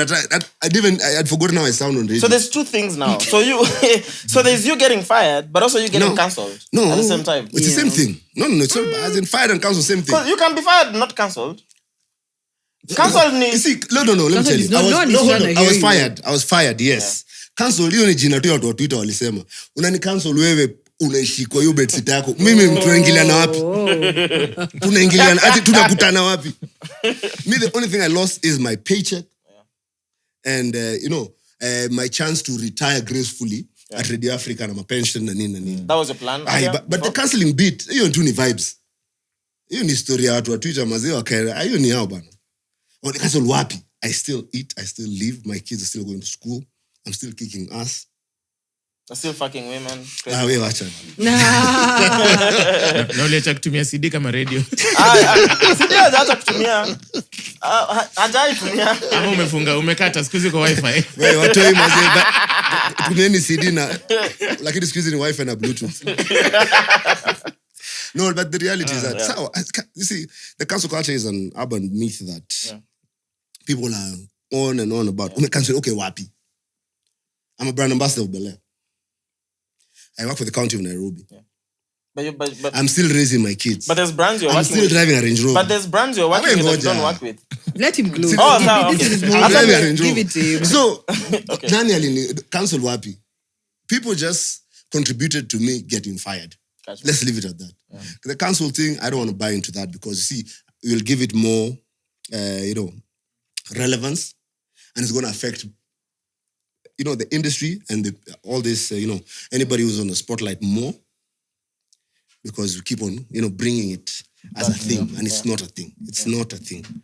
I'm not saying that people should not be held accountable. That's People can be held accountable. Yes. You should hold each and everyone who's on the spotlight accountable. But it cannot be us just chilling down here to drop or pull down someone who's up there and us not having a plan of how we'll get up there. Yeah. So see what to bagi tu huku down to meisha. And that's why politicians take advantage of everything now. Because they know how we operate, how we think. So they always tell us what we want to hear, when we want to hear it, to get what they want, when they want to get it.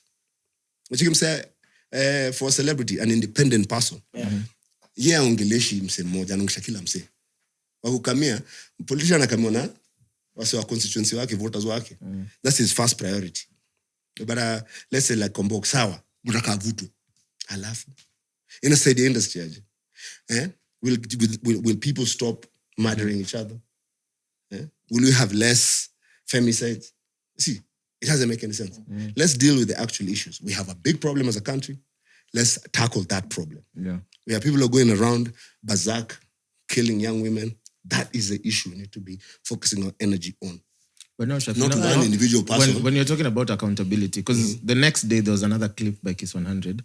Forget like firing Kwambok, someone taking extreme measures. Yeah. How do you think this should have been handled? Like from a corporate level, PR level, like something happened that did not sit well with people. Timing was wrong. The next day there was like another clip. Which clip? Me na When alisema nini sijui ati ma-ops wanasema sijui nini tunaendelea. Well, the thing is this. The reality... It felt like it was like rubbing salt to injury. No, the biggest issue with that particular clip is, first of all, it went out wangeacha hapo. Deleting it was, first of all. Yeah. That's That was accepting that. your it's new not, pressure. Yeah. Mimi, But now they didn't if I was delete, the they left it manager, up and nigga- they put another video. No, they deleted. That was deleted. It's the Yeah. guys who had They deleted it.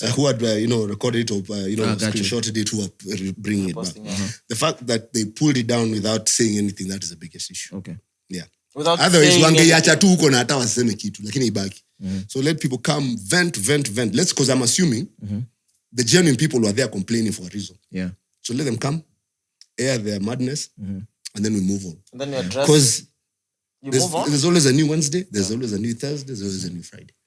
But the moment waliitoa, already it shows that, pia nyinyi mnamfanya blanda. So what next? So what's happening internally at this point? I wouldn't know, man. So Wait, Mimi, wait. I'll tell But you. no, on Twitter, ask Twitter, was on Twitter. Unajua siko Twitter, kwanza mazesi wa Twitter ndio Sina kuonanga account yangu. Twitter. Siko Twitter. Niko Nani tweet I'm kwa a- Twitter? No.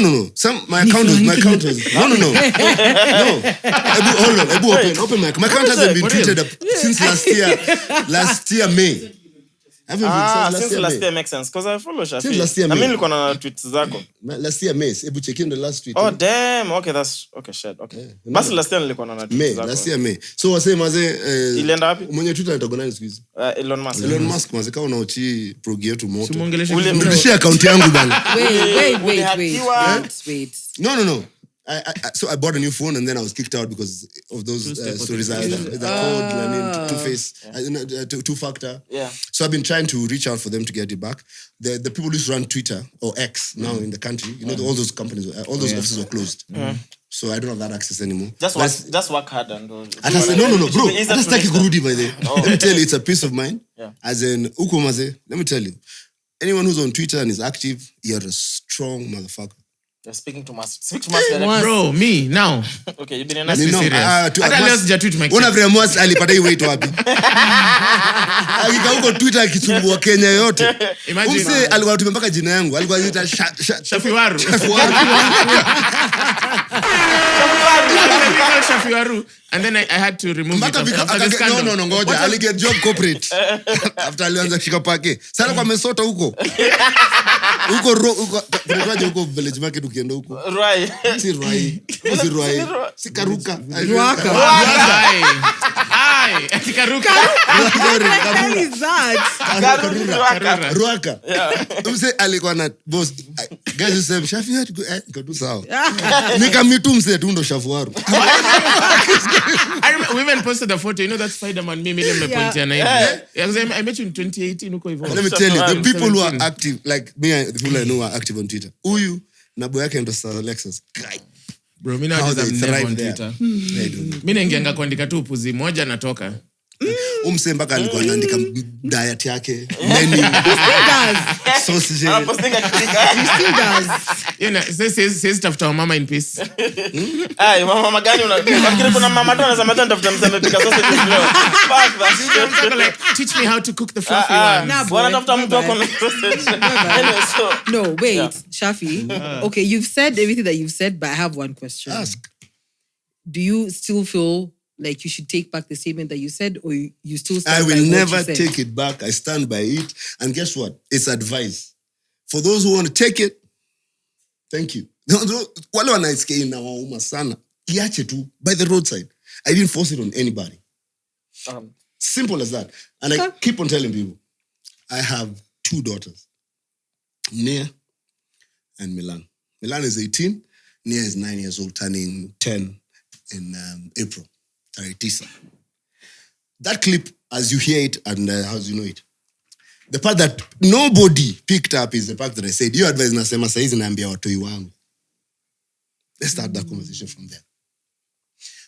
But taking it back, never. okay, so you stand by the words. I stand by my words. Yeah. You be available at your own cost. I don't care. Everybody lives their life. Hakuna mtu analipia rent. Hakuna mtu analipia rent. You do you, I do me in my corner. You do you in your corner. But if I raise an opinion and you feel like it's good for you, take it for free. If it's not good for you, leave it where you found it. Simple as that. Do you and PQ see eye to eye since? Yes, we do. It was crazy, but yeah, we do. You guys are suing each other. How is that going? Yes, we sued each other, but I signed an NDA so we can't have that conversation. Because I sue you back. So but I can have that conversation. I can have that conversation in August. Oh, so we have you back in August. Yes, because Frankie. August. I'm there. August. Because that's when August atakam, September atakam. Then February 2025. Yeah. What up, guys? I'm available Wednesday evening. Mko available. Saa to do. Namwambia tu kwa nasema nitalipa tu bro. Nimesema pole mazee. Wewe uko na 6 pack. Sorry. Shaffie. Mimi nataka hardship allowance.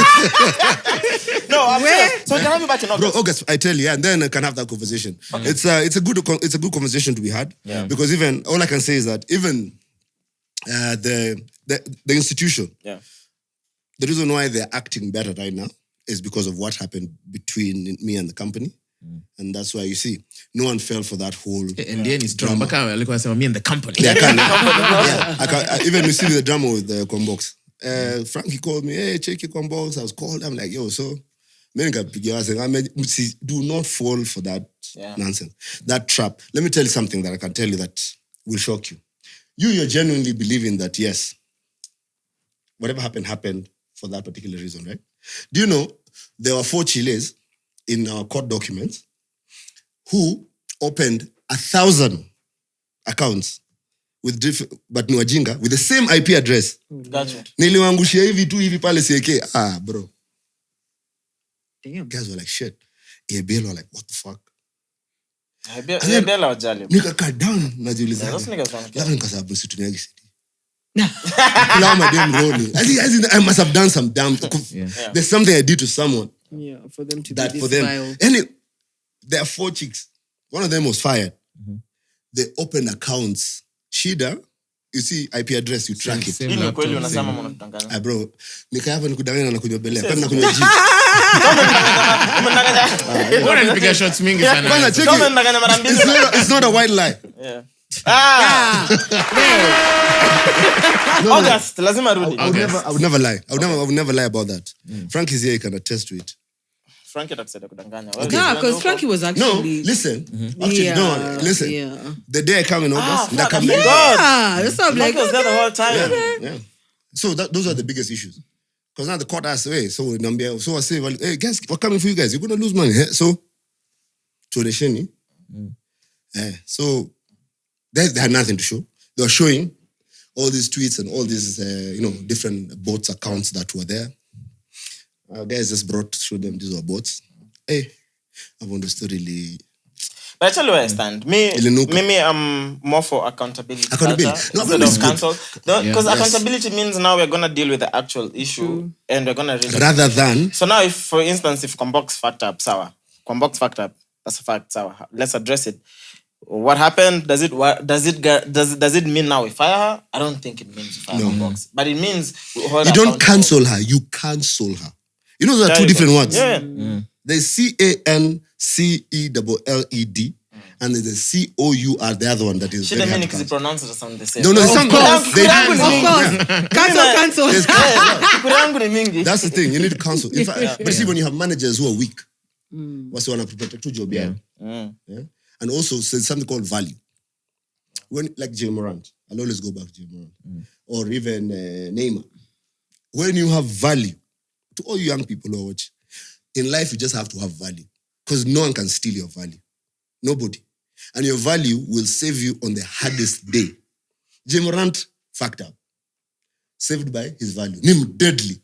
He's so amazing. As in, there's you outweigh his nonsense to his value and his ability and his talent. It's way too big. So imagine you have zero talent. Where's the box? Where's the shake? Where's the dance? Una vibes. Alafu unaanza kuanza Huwezi alafu unaanza kuwa na kichwa kubwa. Utaenda home maze. Yeah, but I think with my biggest issue with the way things are now is that there's what is it called when guys are just angry online? Rage what? Selective outrage. Selective outrage, but also there's Rage baiting. rage baiting. Yeah, The guys, like there's people who get online every day and they're just looking for what can I be angry at or what can I Let me discuss? tell you. Ana post anaenda kuoga alafu akitoka bafu Let me tell you what the anajua let me tell you the biggest problem. Let me tell you, this way I'm telling you, me, Twitter, me, hata yangu isporudi niko tu sawa. By the time we are discussing something that is it's not a thing, it's virtual. But we're discussing like it's a thing, it's a person. Mpaka iko na shida. Unaweza enda kwa psychiatrist anakuambia, you're suffering from this and this because of all these disorders. I was still asking, they have words for all the bullshit that happens on Twitter. Rage baiting. Selective outrage. You see, we can't sit and, be that society where because we are hiding behind, the keyboards or whatever, and there's all these accounts, we can be able to control and manipulate outcome of things. Yeah. Because one day it will backfire. True. Yeah. But me, I believe in dialogue, and I believe all of us may not have the same Accountability is opinions, everything, bro. but I'm all for it's fine to sit down and discuss. We don't have to agree always. Lakini jini tumesema ni ufala. Jini ya fala. Jini Hata ya mimi fala. anajua. Wait, Sana sana. Kenya kitu Sikia, hapo. sana sana. Usitaje. Sana sana. Let's try that. Congratulations. For Jini. Tukiendanga out, me always have to budge and drink something you drink. You never budge for me. Yeah, because I drink gin with you sometimes, but good gin. Si lingine. Ampeogi pombe bure. Saa zingine. we are heading. Sorry. Tumepewa belea bure. Ama inakatwa kwa nini? Anyway, so let's talk about something else. Okay. Nairobi Diaries, bro. Yeah. Ratchet TV. How scripted was Nairobi Diaries? Everything was scripted. Everything. Bro. Unaweza nivalidate saizi. But it's no, okay, who was telling you otherwise? Wewe ulisema bloggers walisema nilifukata. Wewe unataka nikakaa. Mimi ndo nasema maswali ama wewe. Like everything you're saying is wrong. Like what? Okay, you're saying that was scripted and someone told you no. No, so I'm just I say reality TV is scripted. Yeah, Like, you cannot afford to have product on TV and don't script it. No, Wait, so many things including go the wrong. fights. Everything. Bruh, Okay. come on. Ratchet TV is Ratchet TV. The late Jerry Springer, just as in he did it. To perfection. We are live and cancel America. Because it was crazy. Yeah, It he was was crazy. wild. You're not the father, that one, ama? No, that's No, more. it was just Jerry Springer. Oh. Jerry Springer the Was that entire Jerry show. Springer was just a the- show. Yeah. There was I didn't have fights. DSTV growing up. Nah, nigga. I got this. So my point is this. Every Ratchet TV and reality TV, for it to work, for it to make sense, it has to have a direction. Yeah. So there's no way. Even Big Brother, which is semi-reality, that's the only TV that is not 100% scripted, but is 60% scripted. 40% is... Come on. You have to, bro. Like, Ogopa Why that a show your Yeah. TV for vibes and then Itaisha. What wataboeka? and then also ataboeka. No, listen. What is scripting? Scripting means there's For direction. people who have not gone to, for the layman who has not gone to, media school. Yeah. What is scripting? I think So creating define scenarios. kumaliza high school. But define Wewe, scripting. wewe drop out. Where? I will never let you call I'm talking anyone about else here a myself. dropout. Listen, let me just explain to you. Kila msame atamu. Everything- Nako like ni nani anaongelea. Everything is scripted. Even this show is scripted. The reason why the people at home, this guy is carrying this computer, is because he has a script. I have a or flow. He has a flow of the show to understand what he can miss. The president, the governor, when they go to have the speech or to any function, they're given, they're called talking Lazima points. ungerusha tu Or governor. Hey, no, it's the Lazima remarks. ungerusha tu governor. But it's the remarks. It's the remarks. You have Hapo to kwa have talking remarks. points kunakuwa na crying. Eh.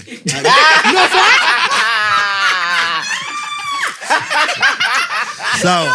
So, hiyo Okay, what's the Hauwezi thing kuja kwa show hiyo ni yangu. 10-1.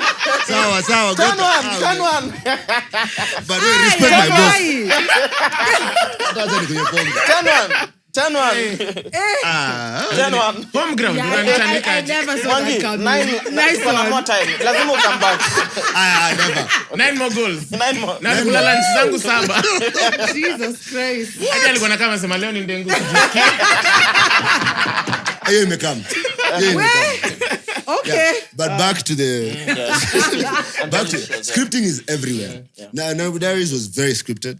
I know it's very scripted because I hosted most of their reunions. Yes, until when they couldn't afford me, wakaliza kuleta watu wengine. And in fact, show ikachapa. all the women on set. Nilikuwa nanilipa do mingi. And the lady Wani penye amepita hiyo story ni mnani. Ameilenga. Azin. Ametumia expressway. I don't as in, let me tell you one thing I don't do. Kula mali ya job ni hard. you don't shit Shaffie well. Weru. You don't shit well. Bro, watu- itakuuma. usidanganye bana. Let me tell you, ningekuwa nikuuma ningekuwa nimeumwa kitambo. Ningekuwa napiga na job. Ai, bro. So unapigana kila mahali job lakini job is like Shaffie Uongo. job umebeba panche No. mabati. I mean, hiyo nitakataa. No, kweli job sipigani. Because No, if you have proof. how come the bloggers say that's why Ni he's bloggers. Fuck bloggers. Bloggers walisema Chaxy no. kuna mtoi. Baba imagine, mpaka niko like No, wewe bana. hold on. Let me clarify. Okay. I didn't meet Debbie at Radio Africa. Okay. I brought her to Radio Africa. Bet. She was a Sawa. musician. They had their own thing going on with tattoo. Yeah. They used to be part of the Phoenix actors. That's why I went for play. Met her there. Nikaambia kwanza pale kuna opportunity. Me am a guy of putting people on. And so but bloggers wanaingilia tu story pale wanataka kuingilia. But now at the end of the day, So after Debbie the has signed blogger was a contract. person. You could have had a conversation. Exactly. After Debbie has signed After Debbie contract, has signed tulisema contract. zut. Wapi nilisema Congratulations, babe. Okay, time two. Hey, Time two. My boy. That's a reality. Yeah.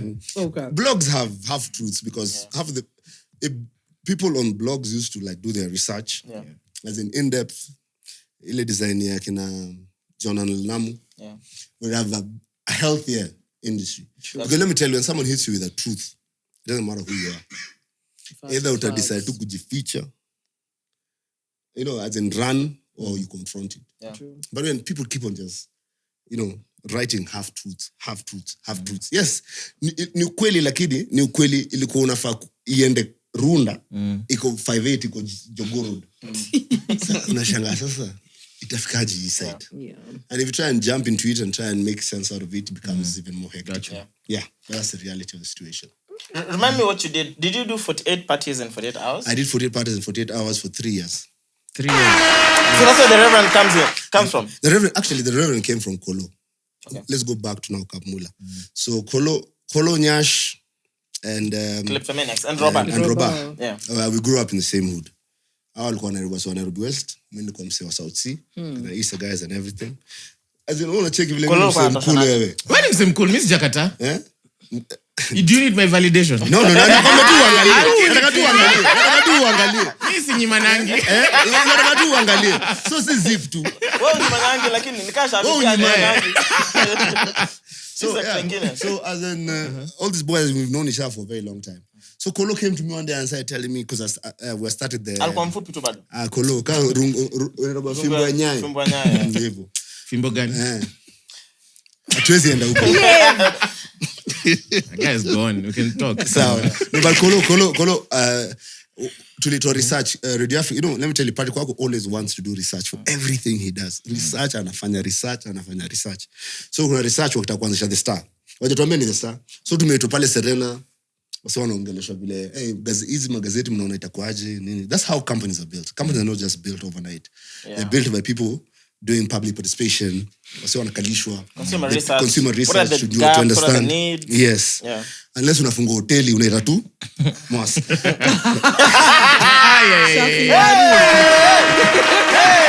Sawa. 11.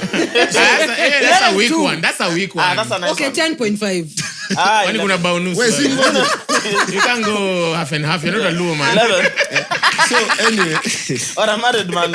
So tuko na Kolo, tuko hapo naongea. So I'm telling Kolo, this guy must be starting a newspaper. And if you're starting a newspaper, you should have a segment where you talk about all the clubs and everything. Yeah. And then you can be called the Reverend.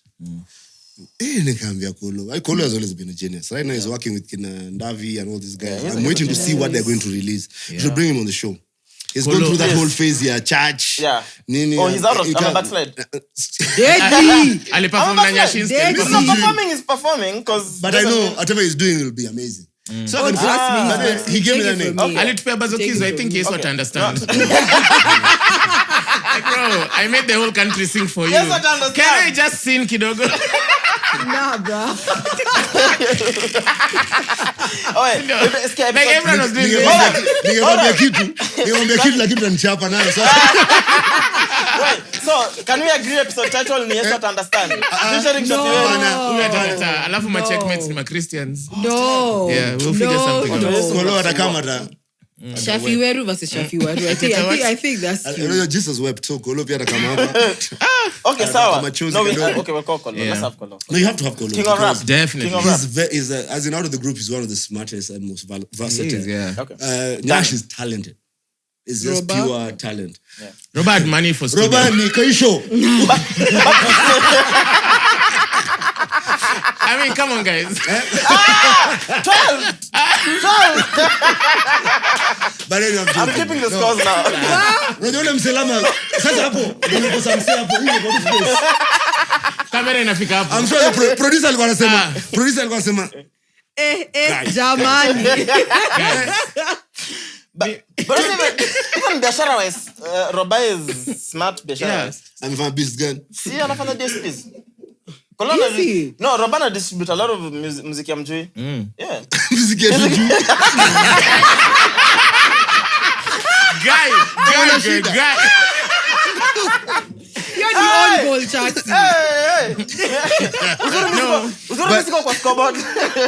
There can only be 2 teams. Mwass. Me, I'm only saying. SHAFFIE Weru. Weru versus Weru. May the real one stand up. Who shafted? But anyway, so Lord. Kolo gave me the name. Kolo could have been. He gave me the name Reverend. And I was like, hey, ni kali. Kolo alikuwa I took copywriter. Koro. I know, Koro. Nenda kuna copywriter na Kolo. Koro ni kijako. Koro.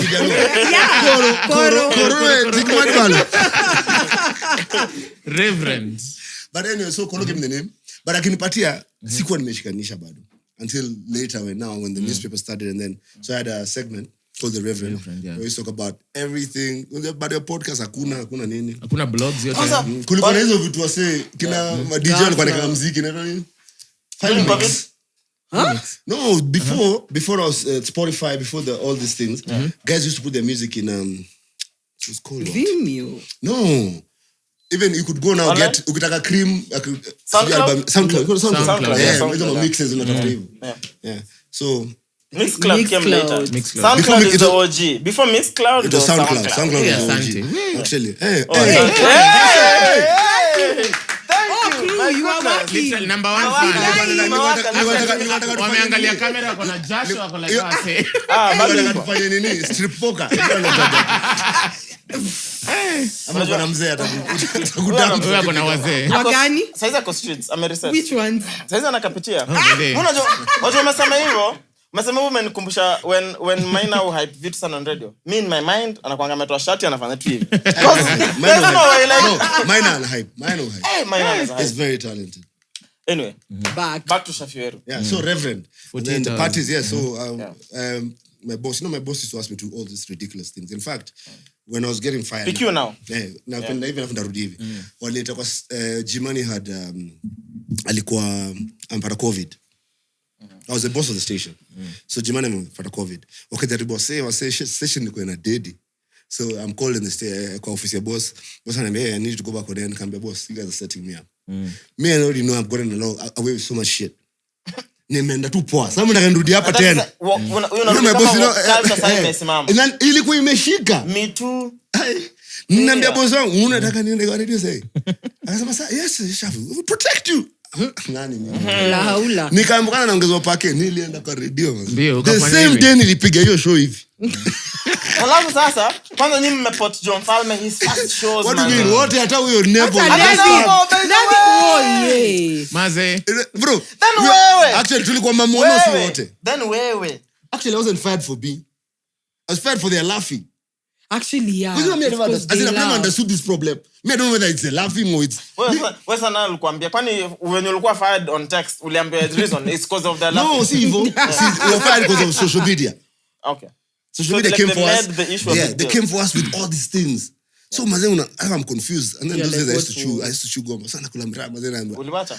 Niliacha hiyo siku unafuta kutoa job niliacha. The really nilifuta job kama midnight because walikuwa wanaogopa kuniambia. So midnight mazee walitoa statement huko mazee. Wait, you were fired on social media? Yes. Kwa email hakuna That's kitu why lingine. On social media? But SHAFFIE never check your emails. So I'm Hizi alikuwa anajua. Nilikuwa saa tu niko gat. bro, I worked with SHAFFIE for so long I've never seen him with a laptop. Niko na laptop lakini mazee mpea madem. Ndio mkuja na mashida. Nani, SHAFFIE Laptop, tunashindwa. shika laptop. Unapewa laptop ya job unapeana? One time. Take a laptop. Will you survive? How long did you survive in survived. employment? Hey, more than 18 years. No, I know, but how? But I was very good at my job. My job was just to show up and kick us. Yeah. But Mi job yangu, me I'm No, not a surgeon. But email lazima uangalie. Email ya nini? I used to tell SHAFFIE, So have you even checked your prep email? sheet, you never Send used it to my do that. Gmail. Nina producer. Ati niko na Gmail kwa simu. Nilikuwa tuma natumia hapo. producer kwa WhatsApp. Message. Kesho tunabonga hii. That's mad. SHAFFIE, you're very lucky. Ulikuwa a big deal at that time. Because No, no. really, I feel like it's different rule for different folk. Wangefanya.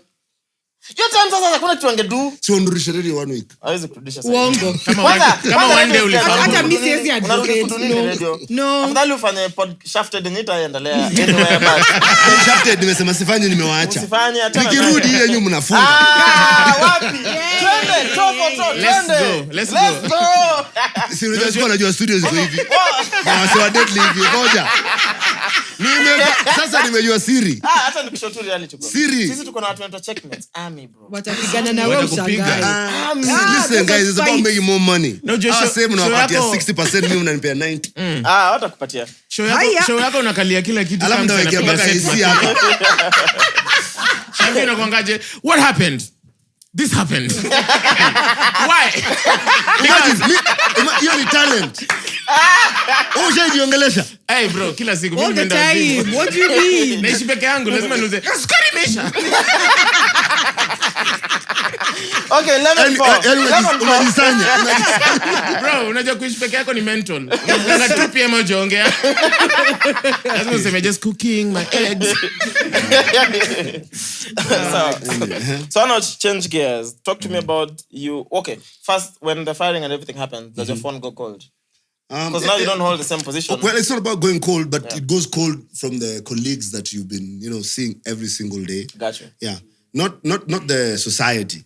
So it was cool. Yeah. Shida ilikuwa sasa, I was say a job. But you see what my mom used to tell me, and also it's one thing that everybody needs to learn. Every day you go to that office, ile siku utaenda, wanaendelea tu maze, because your company might itaendelea kurun. Facts. They're only good as your last show, so those are the, cliches that people say, but it's a fact. Alafu wale sio kampuni mazao wanashanga sasa watakupigia kwambie. Hata mimi, let me tell you, if I was working with you today, you get fired, me I'll call you after 5 months. I have to find what to tell. Ndakwambia nikwambia ndakugesalo yangu. So, but because you are in that position. Ningekuwa na vagina maybe. Unataka kuwa na vagina? Nimesema ningekuwa nayo. Wena. That means you've thought about it. No, what? Unaangusha marasta. Saying, if I was a woman maybe ungenipatia salo. Acha story ishi. Aya nikwambia ungekuwa na vagina na bado isura.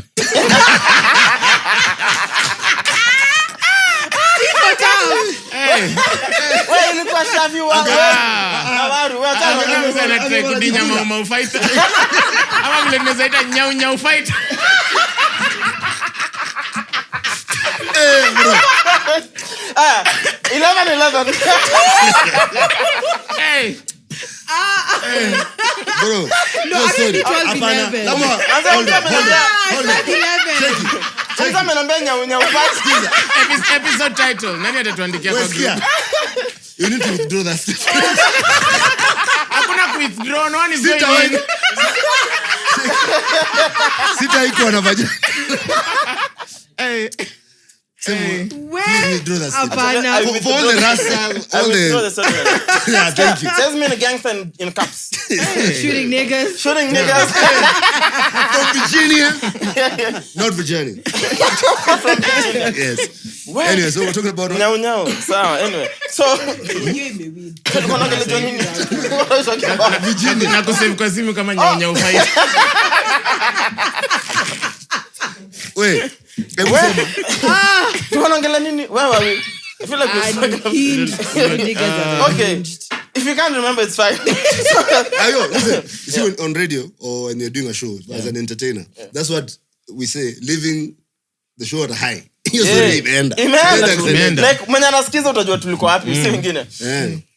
Anyway, so I was gonna move into transition into governance. No, I'd asked when you got fired, did your phone go cold? And I already answered it. Then you answered that. Yeah. So now that happened. From your colleagues, yes, it will go cold, but expect it. It's just, when you wake up every morning, unajua pale unaenda, uko na mpango, you have a routine, then someone takes that away from you. It's complicated. And on top of that, when ulikuwa unajua every month, because of COVID, mshandili kwa makato by half, alafu ikarudishwa. So unajua kila 28th, 27th, uko na so 8 kwa bank. Hiyo pia una realize, maze bank, 28th inafika maze. Ufili uzito. Ni yote time umekunya pesa yako yote? Azi. Ningekuwa nimekunya pesa yangu yote ningekuwa kwa streets. Ningekuwa Shaffie. There's no way ungekuwa kwa streets. I know it's hard. To be honest, I feel like I'm a people person. As in I've laid down a lot of foundations, and on top of that, watu wangu ndio kila kitu. Mimi wasiona nasema kitu yote hapa nje, we can say anything. The only time utashika hii as in you'll like fuck up my psyche is when it comes to like now what to eat this, what to eat that, yeah. Plus you supported so many people. I don't think Mwass. Me? Oh yeah, true. Kweli. And you know, fuck, he's a Shafi very was- smart fan man. Yeah. Umse lakini, let me tell you. I'm Gen Z. Umse ni deadly. Alituacha tu tukianga. And Mwass. Lakini sina Alikuwa job job na kulienda. amepewa contract akaona hivi fuck it. Lakini mazee, Hata kunicall. Mwass 1812. M2 Shafi, mlikuwa nasumbua Mwass. Congratulations. You played. Aliacha tu job mwazi. Ni Mwass. Naambia Ni Mwass, bro. Like, Bro, what? but Mwazi amesha sign contract nyingine mwazi. si ati una sign contract alafu wewe unafanya mambo yako hao wafanyi. Hii ilikuwa Homeboys. Eh. Magraba bado anatafuta Mwazi baba. Useme hivyo. Pia Mike Rabah, siku moja tutamwava hapa. Inshallah. Now he'll come. No. Lakini pia hata stand up mara 10 bro. No, he Mse can't. yako busy bro. Itabidi twende shoot Yeah. Homeboys. Mike Rabah manze ile You guys need to. Sikia, You when I do. was- Sasa mko episode 1000. What? Hey, Shafi. I'm saying, One- by one- time- one- by the way, one- gear. Gear. 133. Yeah. Anyway, so let's talk about transition in governance. Yes, So yeah. everything may happen. So talk to me about the transition in governance. And then most essentially, I want to know, is it anything you expected it was? Because you worked very closely with government people. I've seen pictures of you with Moi in his house, bro. Yeah, back in the day, bro. Yeah. Mimi Damn, nilikuwa na nigga, you chopper, old. nilipanda chupa, Nah, he's ati old, bro. chopper. Tuwa- Mimi- Nyumba ya Moi. Like, No, ulikuwa tu- unafanya nini nyumba ya But Moi? tu si huyo msee alikuwa employed. Yeah, I was in Moi's house. Fucking hell. Umse alikuwa Alafu hakuwa na campaign. Twitter, acha tukwambie story. Hiyo Unajua- hakuwa na Twitter, niko na earrings, alafu sijataki. Yeah. Alafu hiyo siku tulikuwa na nimetoaje?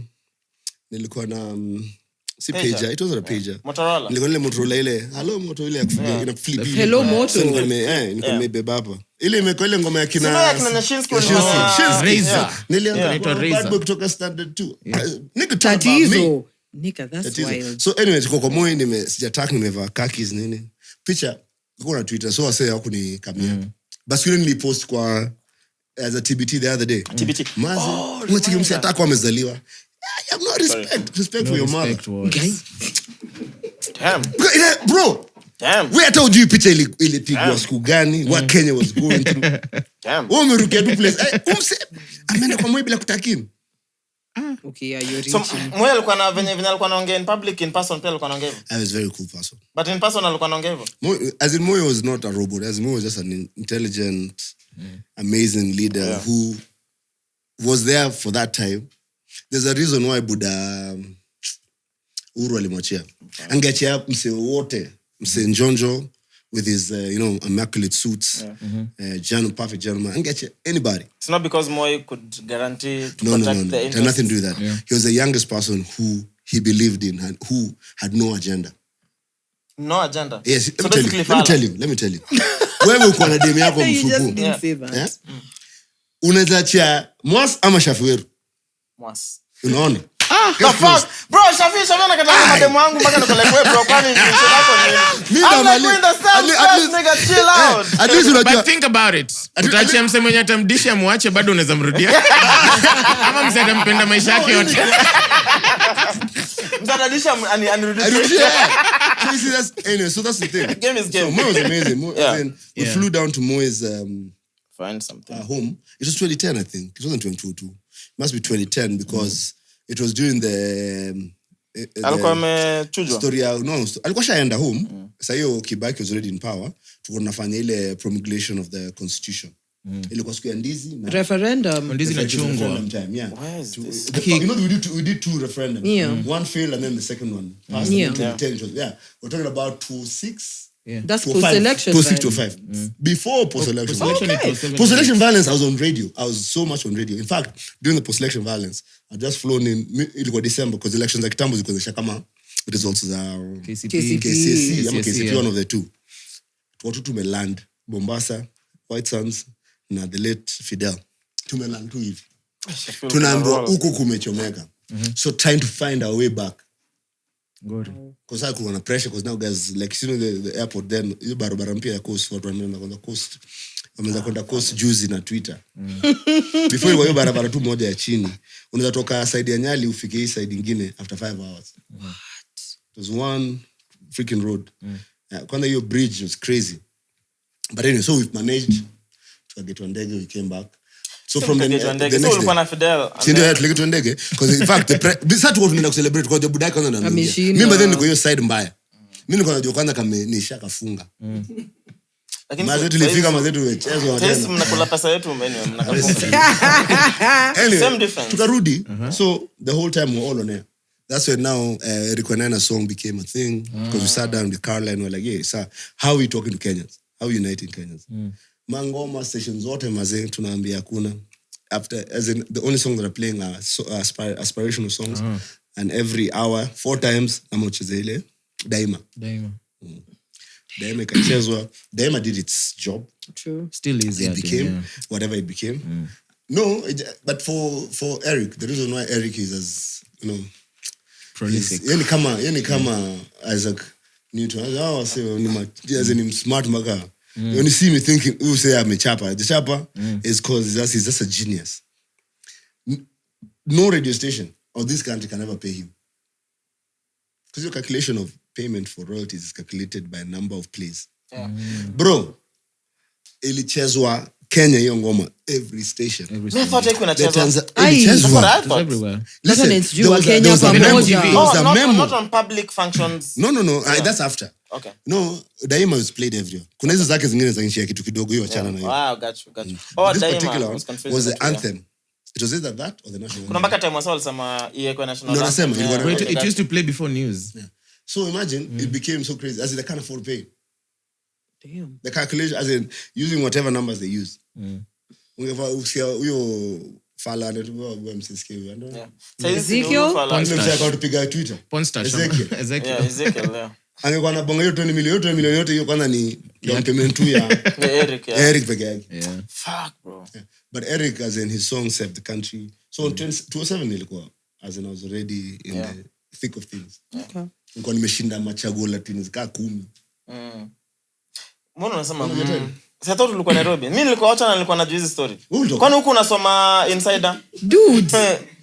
Acha di. At that time, I was really invested in Hannah Montana. Me, I was a girl. Chago Latinis, me now nini. But let me tell you, those are crop of Nairobi babes. Please. Walikuwa na follow Hannah Montana, Jonas Brothers. That's what I was I watching. understand. So Jonas Brothers says wako. If you had DSTV and you had 12 bob per MB. Bro. Anyway, so before I get into Instagram, which I literally is a screenshot in like November. Time ulianza kundanganya, let's do the show, bro. I'm so sorry. Akako archive. So Shida ya kuja show kwanza. Let's just clarify this bullshit. I just know you'll never hear the end of it. Bro, sikia, Shaffie ananipigia simu anambia, bro uko? Namwambia Mimi nikwambia mse come to record say ya come. Chill. Kwani tuko idol? Wewe. Ona dhani shuka hivi tunangoja Shaffie tusome. Nikwambia come.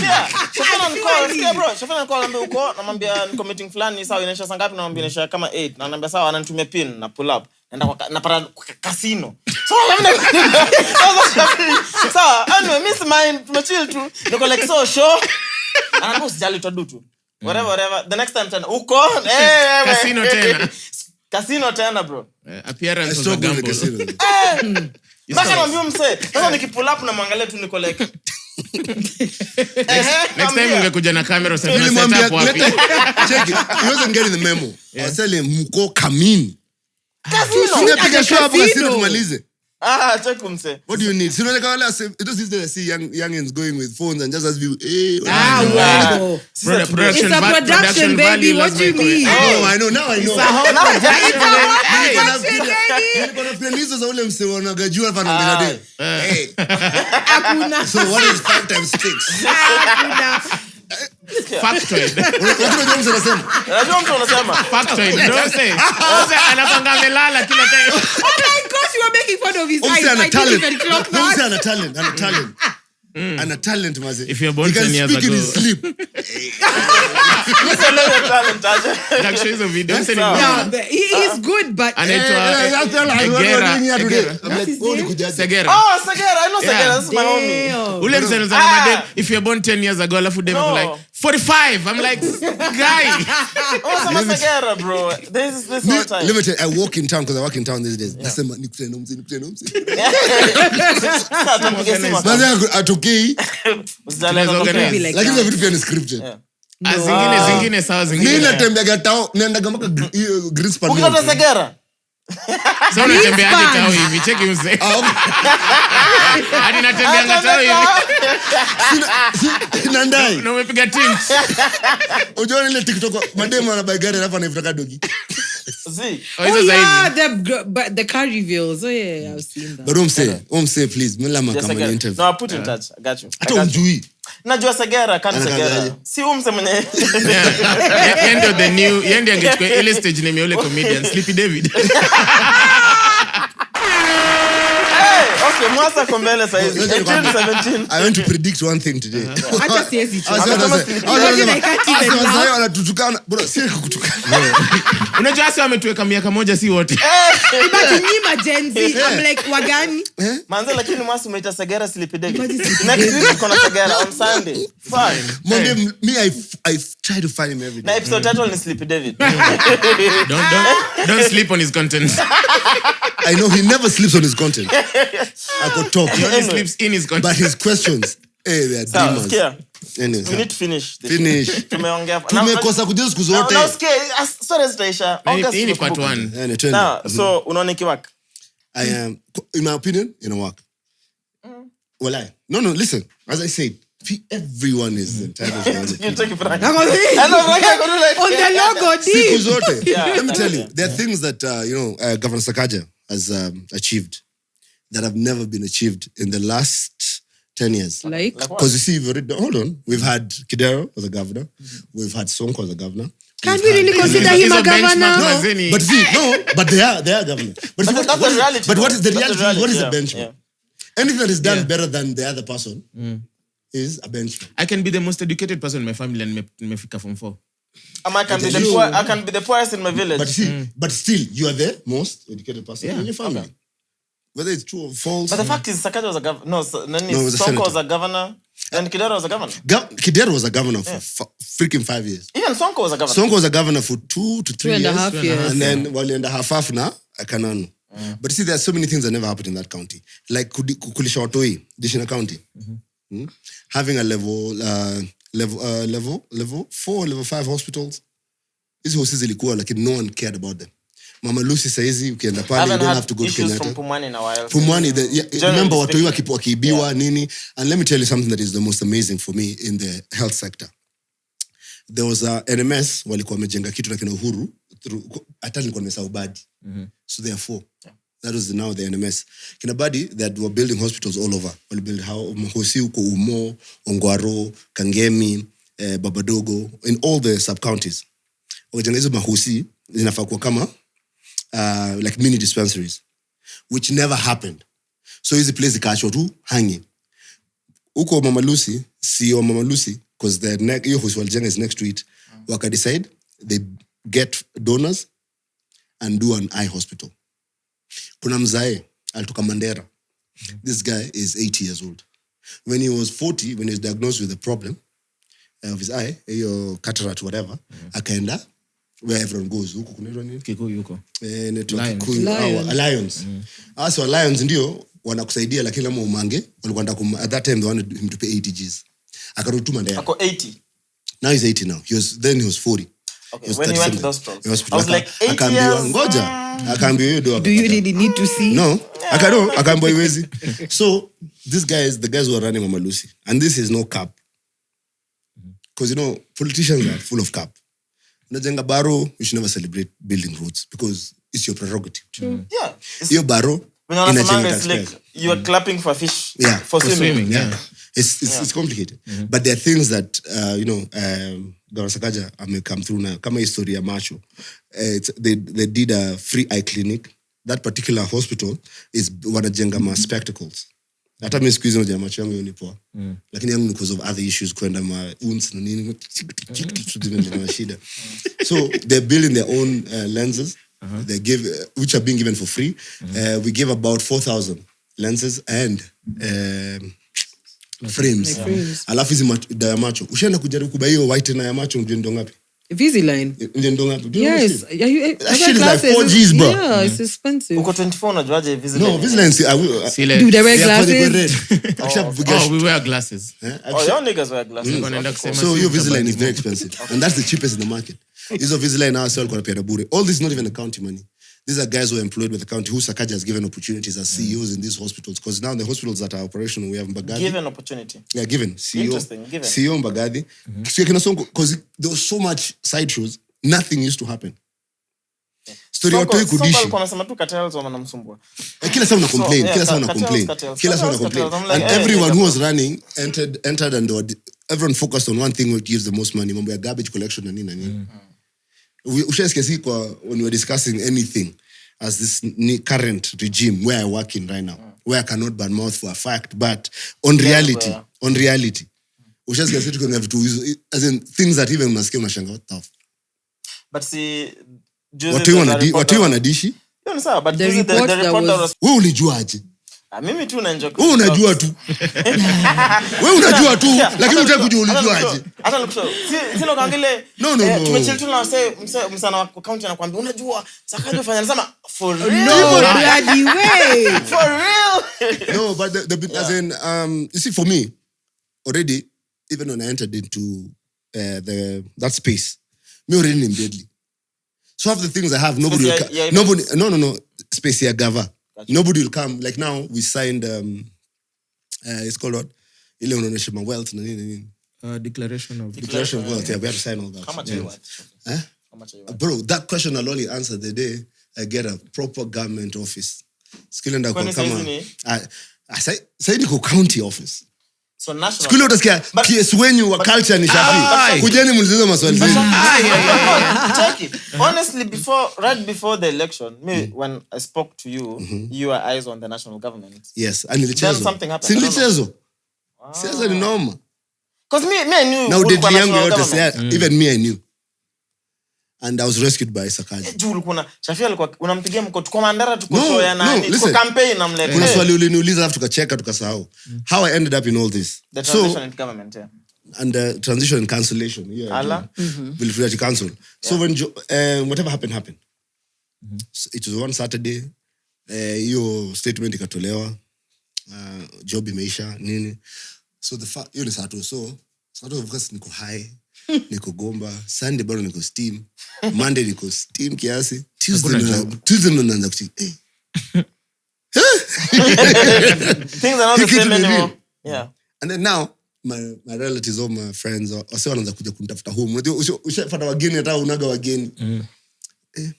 Si again, what the fuck? Mbe auntie nani huyo mafungwa yao. Okay, we brought you this, we brought it. For real. Inakani kama sana intervention wasini kawa nafikiria maisha imeisha. Anaweza jidhuria. So it was crazy. So I'm like, then it hit me like a week in, 2 weeks in. Yeah. I'm like, I just need to get myself up and do something because unapata kama like my sister. I haven't spoken to my sister since now birthday yake December or Christmas or birthday mother. No, said no, not that you nini. But hizo siku after nifuta job. Hey bro. Daily.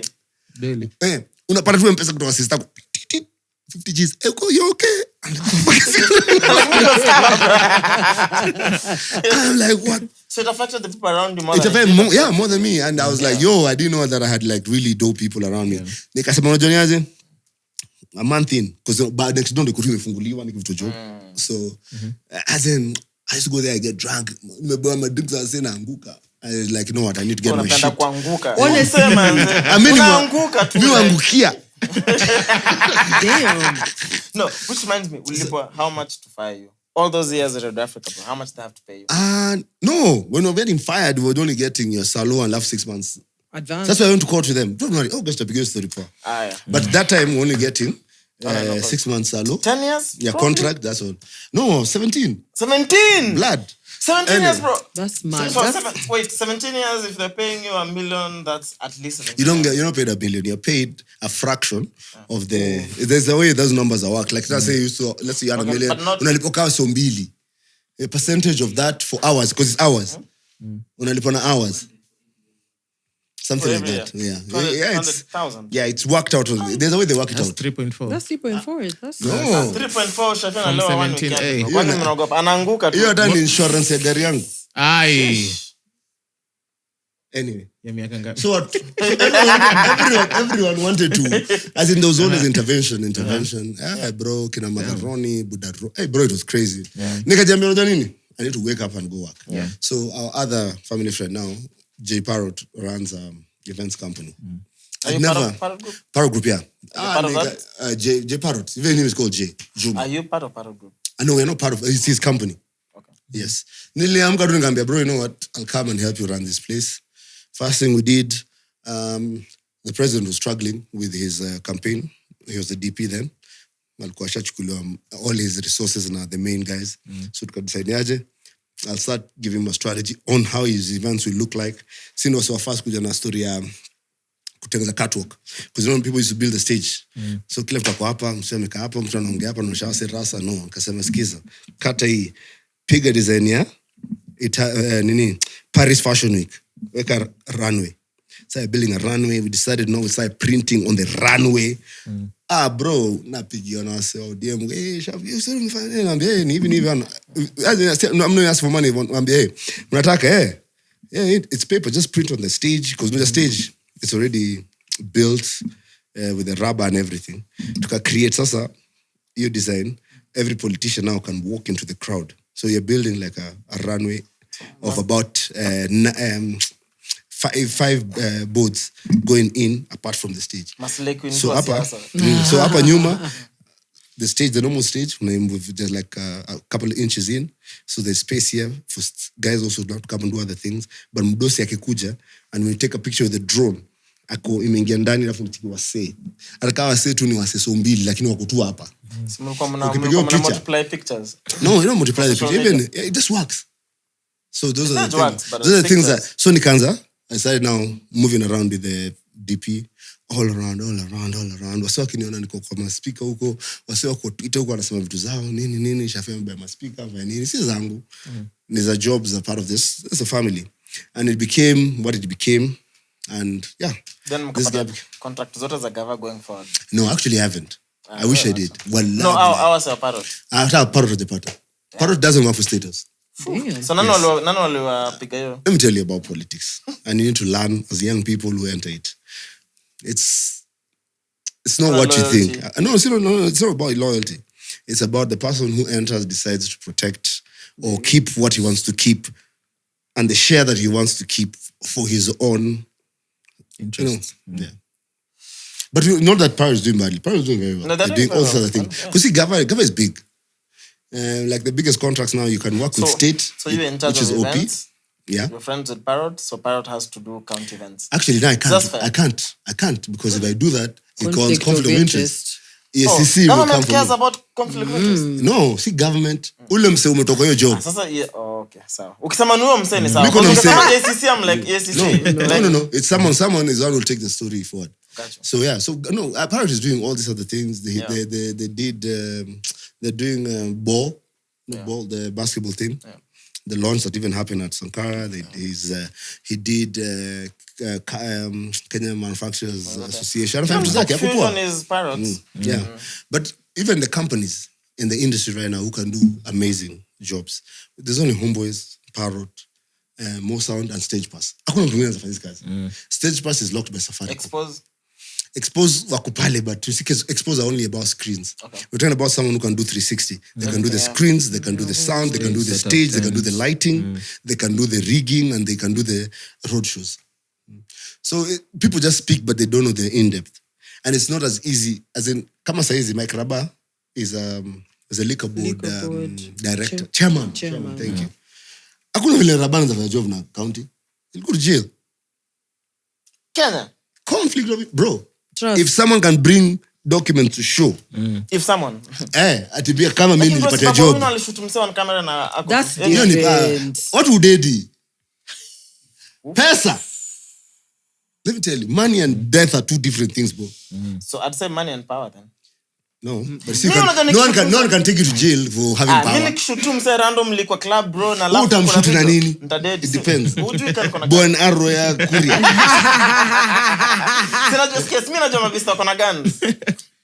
Guns and Roses. No, really. Muomba. Mimi niko na roses. Ya kuomba. Saidia gani yako. I know, hakuna. Anyway, so Shafi, so let's wind this up. You know, tumerun for Uliniambia 2 hours. 2 hours. I know. Hizo kamera zinachemka. Azizi chamka. Bro, hii ni production proper, bro. We can talk till more. It's a production, baby. No. So August. Tunaenda kunywa drink leo. Wacha Naenda, what? tukakunywa drink. No, what?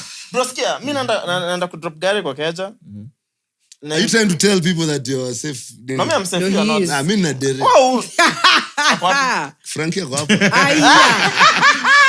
Huyo ni wangu wa usiku. Lakini job ni na dere. Sawa. No, okay. No, mimi niko down. Niko down. Kesho kwanza niko na meeting ya ngware na ni muhimu lakini kaende. Full day session. Ina noma. Huyo ndo shida. Anyway, You give, yeah. you know, you sold to Sounds the like a corporate. you problem. Okay, Shafi, we are tourism of the story. That's why we want you back in August. Bro, Agreed. Aya. let me tell you, I will never miss to come to your show. Yes. Sawa. But give me, at least, be telling me on Friday. Sikia, Shafi, Kama hii show tukubaliana, sato.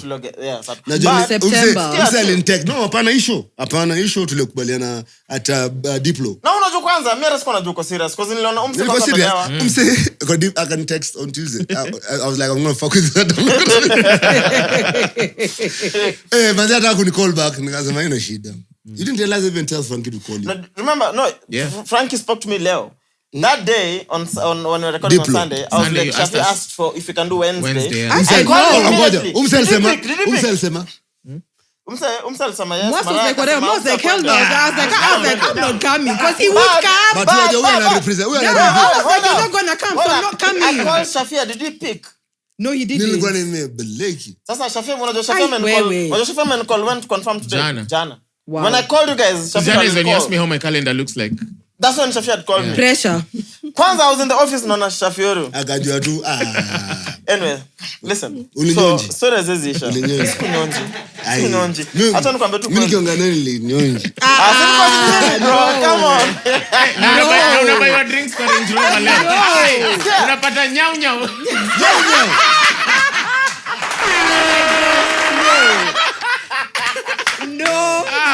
Namjua hivi. Hakuna ile siku Shafia anajuanga ana need for anything anipigie nimesema no I must. No, it's always come through for me. Always. Yeah. Not Umse- even one. like- At midnight Shafia can call and say, bro, I need you to do something. Umse It took will be advantage of done. me. Yeah. It took advantage of me, bro. Wait, choose your Umse words. alikuwa ananige vitu za Red Bull. Sasa ina support team hata sipendi. Si naona Shafia. Nilikuwa Abu Umse anakuanga Dhabi. job kila time. Nilikuwa Abu Dhabi mazee na kofia tu. Na jacket mpaka. No. But no, No, it's but I dope, got it's you, bro. very dope, it's Anyway, very so when Shafi, you've lived a great life. Not a perfect life, I but a appreciate good it. life. Nobody's perfect. Hold on, yeah. So when all is said and done, what do you want to be remembered for? That I'm not perfect. I'm imperfect. And everybody's imperfect. But the reality of the situation is tomorrow is a new day. Tomorrow is a blessed day. People need to stop, minding or, getting caught up on situations that don't make any sense and believe in real, legit blessings. If every day you claim to be a Muslim, you claim to be an atheist, you claim to be a Christian or a Hindu, and unamkaga tu nashukuru Mungu for that day. That is some bullshit. People need to thank God for the end of the day. Like me, right now, what makes me tick, what makes me move is issue imeisha poa. I'm gonna I'll end up in a bar or I'll be in my house. It's how things end. Because how things end will determine how things will start. But when you start by, demanding and wanting and wishing, you'll always forget, the things that matter. Things that matter is, hey, jioni imefika. I'm stuck in this traffic. And whether you have fuel or you don't have fuel, whether you're in a relationship, you're not in a relationship, whether, you're fighting with your better half, whether it's man to man, man to woman, it doesn't matter. The issue is, how do you close down every single day? The moment you shut down, because it's like switching off your computer. When you live here, cameras tazimwa, mics tazimwa, pia wewe utajizima eventually. The people who celebrate those small gains and those small blessings are the people who God provides or even shows them, new days and in a better way. Because you close that chapter and you close it with believing and feeling blessed and feeling just, amazing about yourself. But if you go through life thinking about, nilikuwa poa, Saja, thank you for this new day. No. It's thank you, Saja, for the new day, and also thanking whoever you want to thank for how you close the day. When you close the day, and you close it in a right way, and in the right mood, and in the positive way, mtakuwa mnadunda kama iko stage. The next day you can talk about it and celebrate it. Because as in, we all have our problems, we all have our issues, we all have this thing that, that only you knows that really bothers you, or even either uplifts you or downlifts you. But guess what? We're all human. Man or woman, it's not a fight, it's not a competition. We all breathe in the same air. The only difference is how we pee. Bless. Episode 133, SHAFFIE WERU. We are Martha! Over 26. This is This is the Brunch Club. Over 26.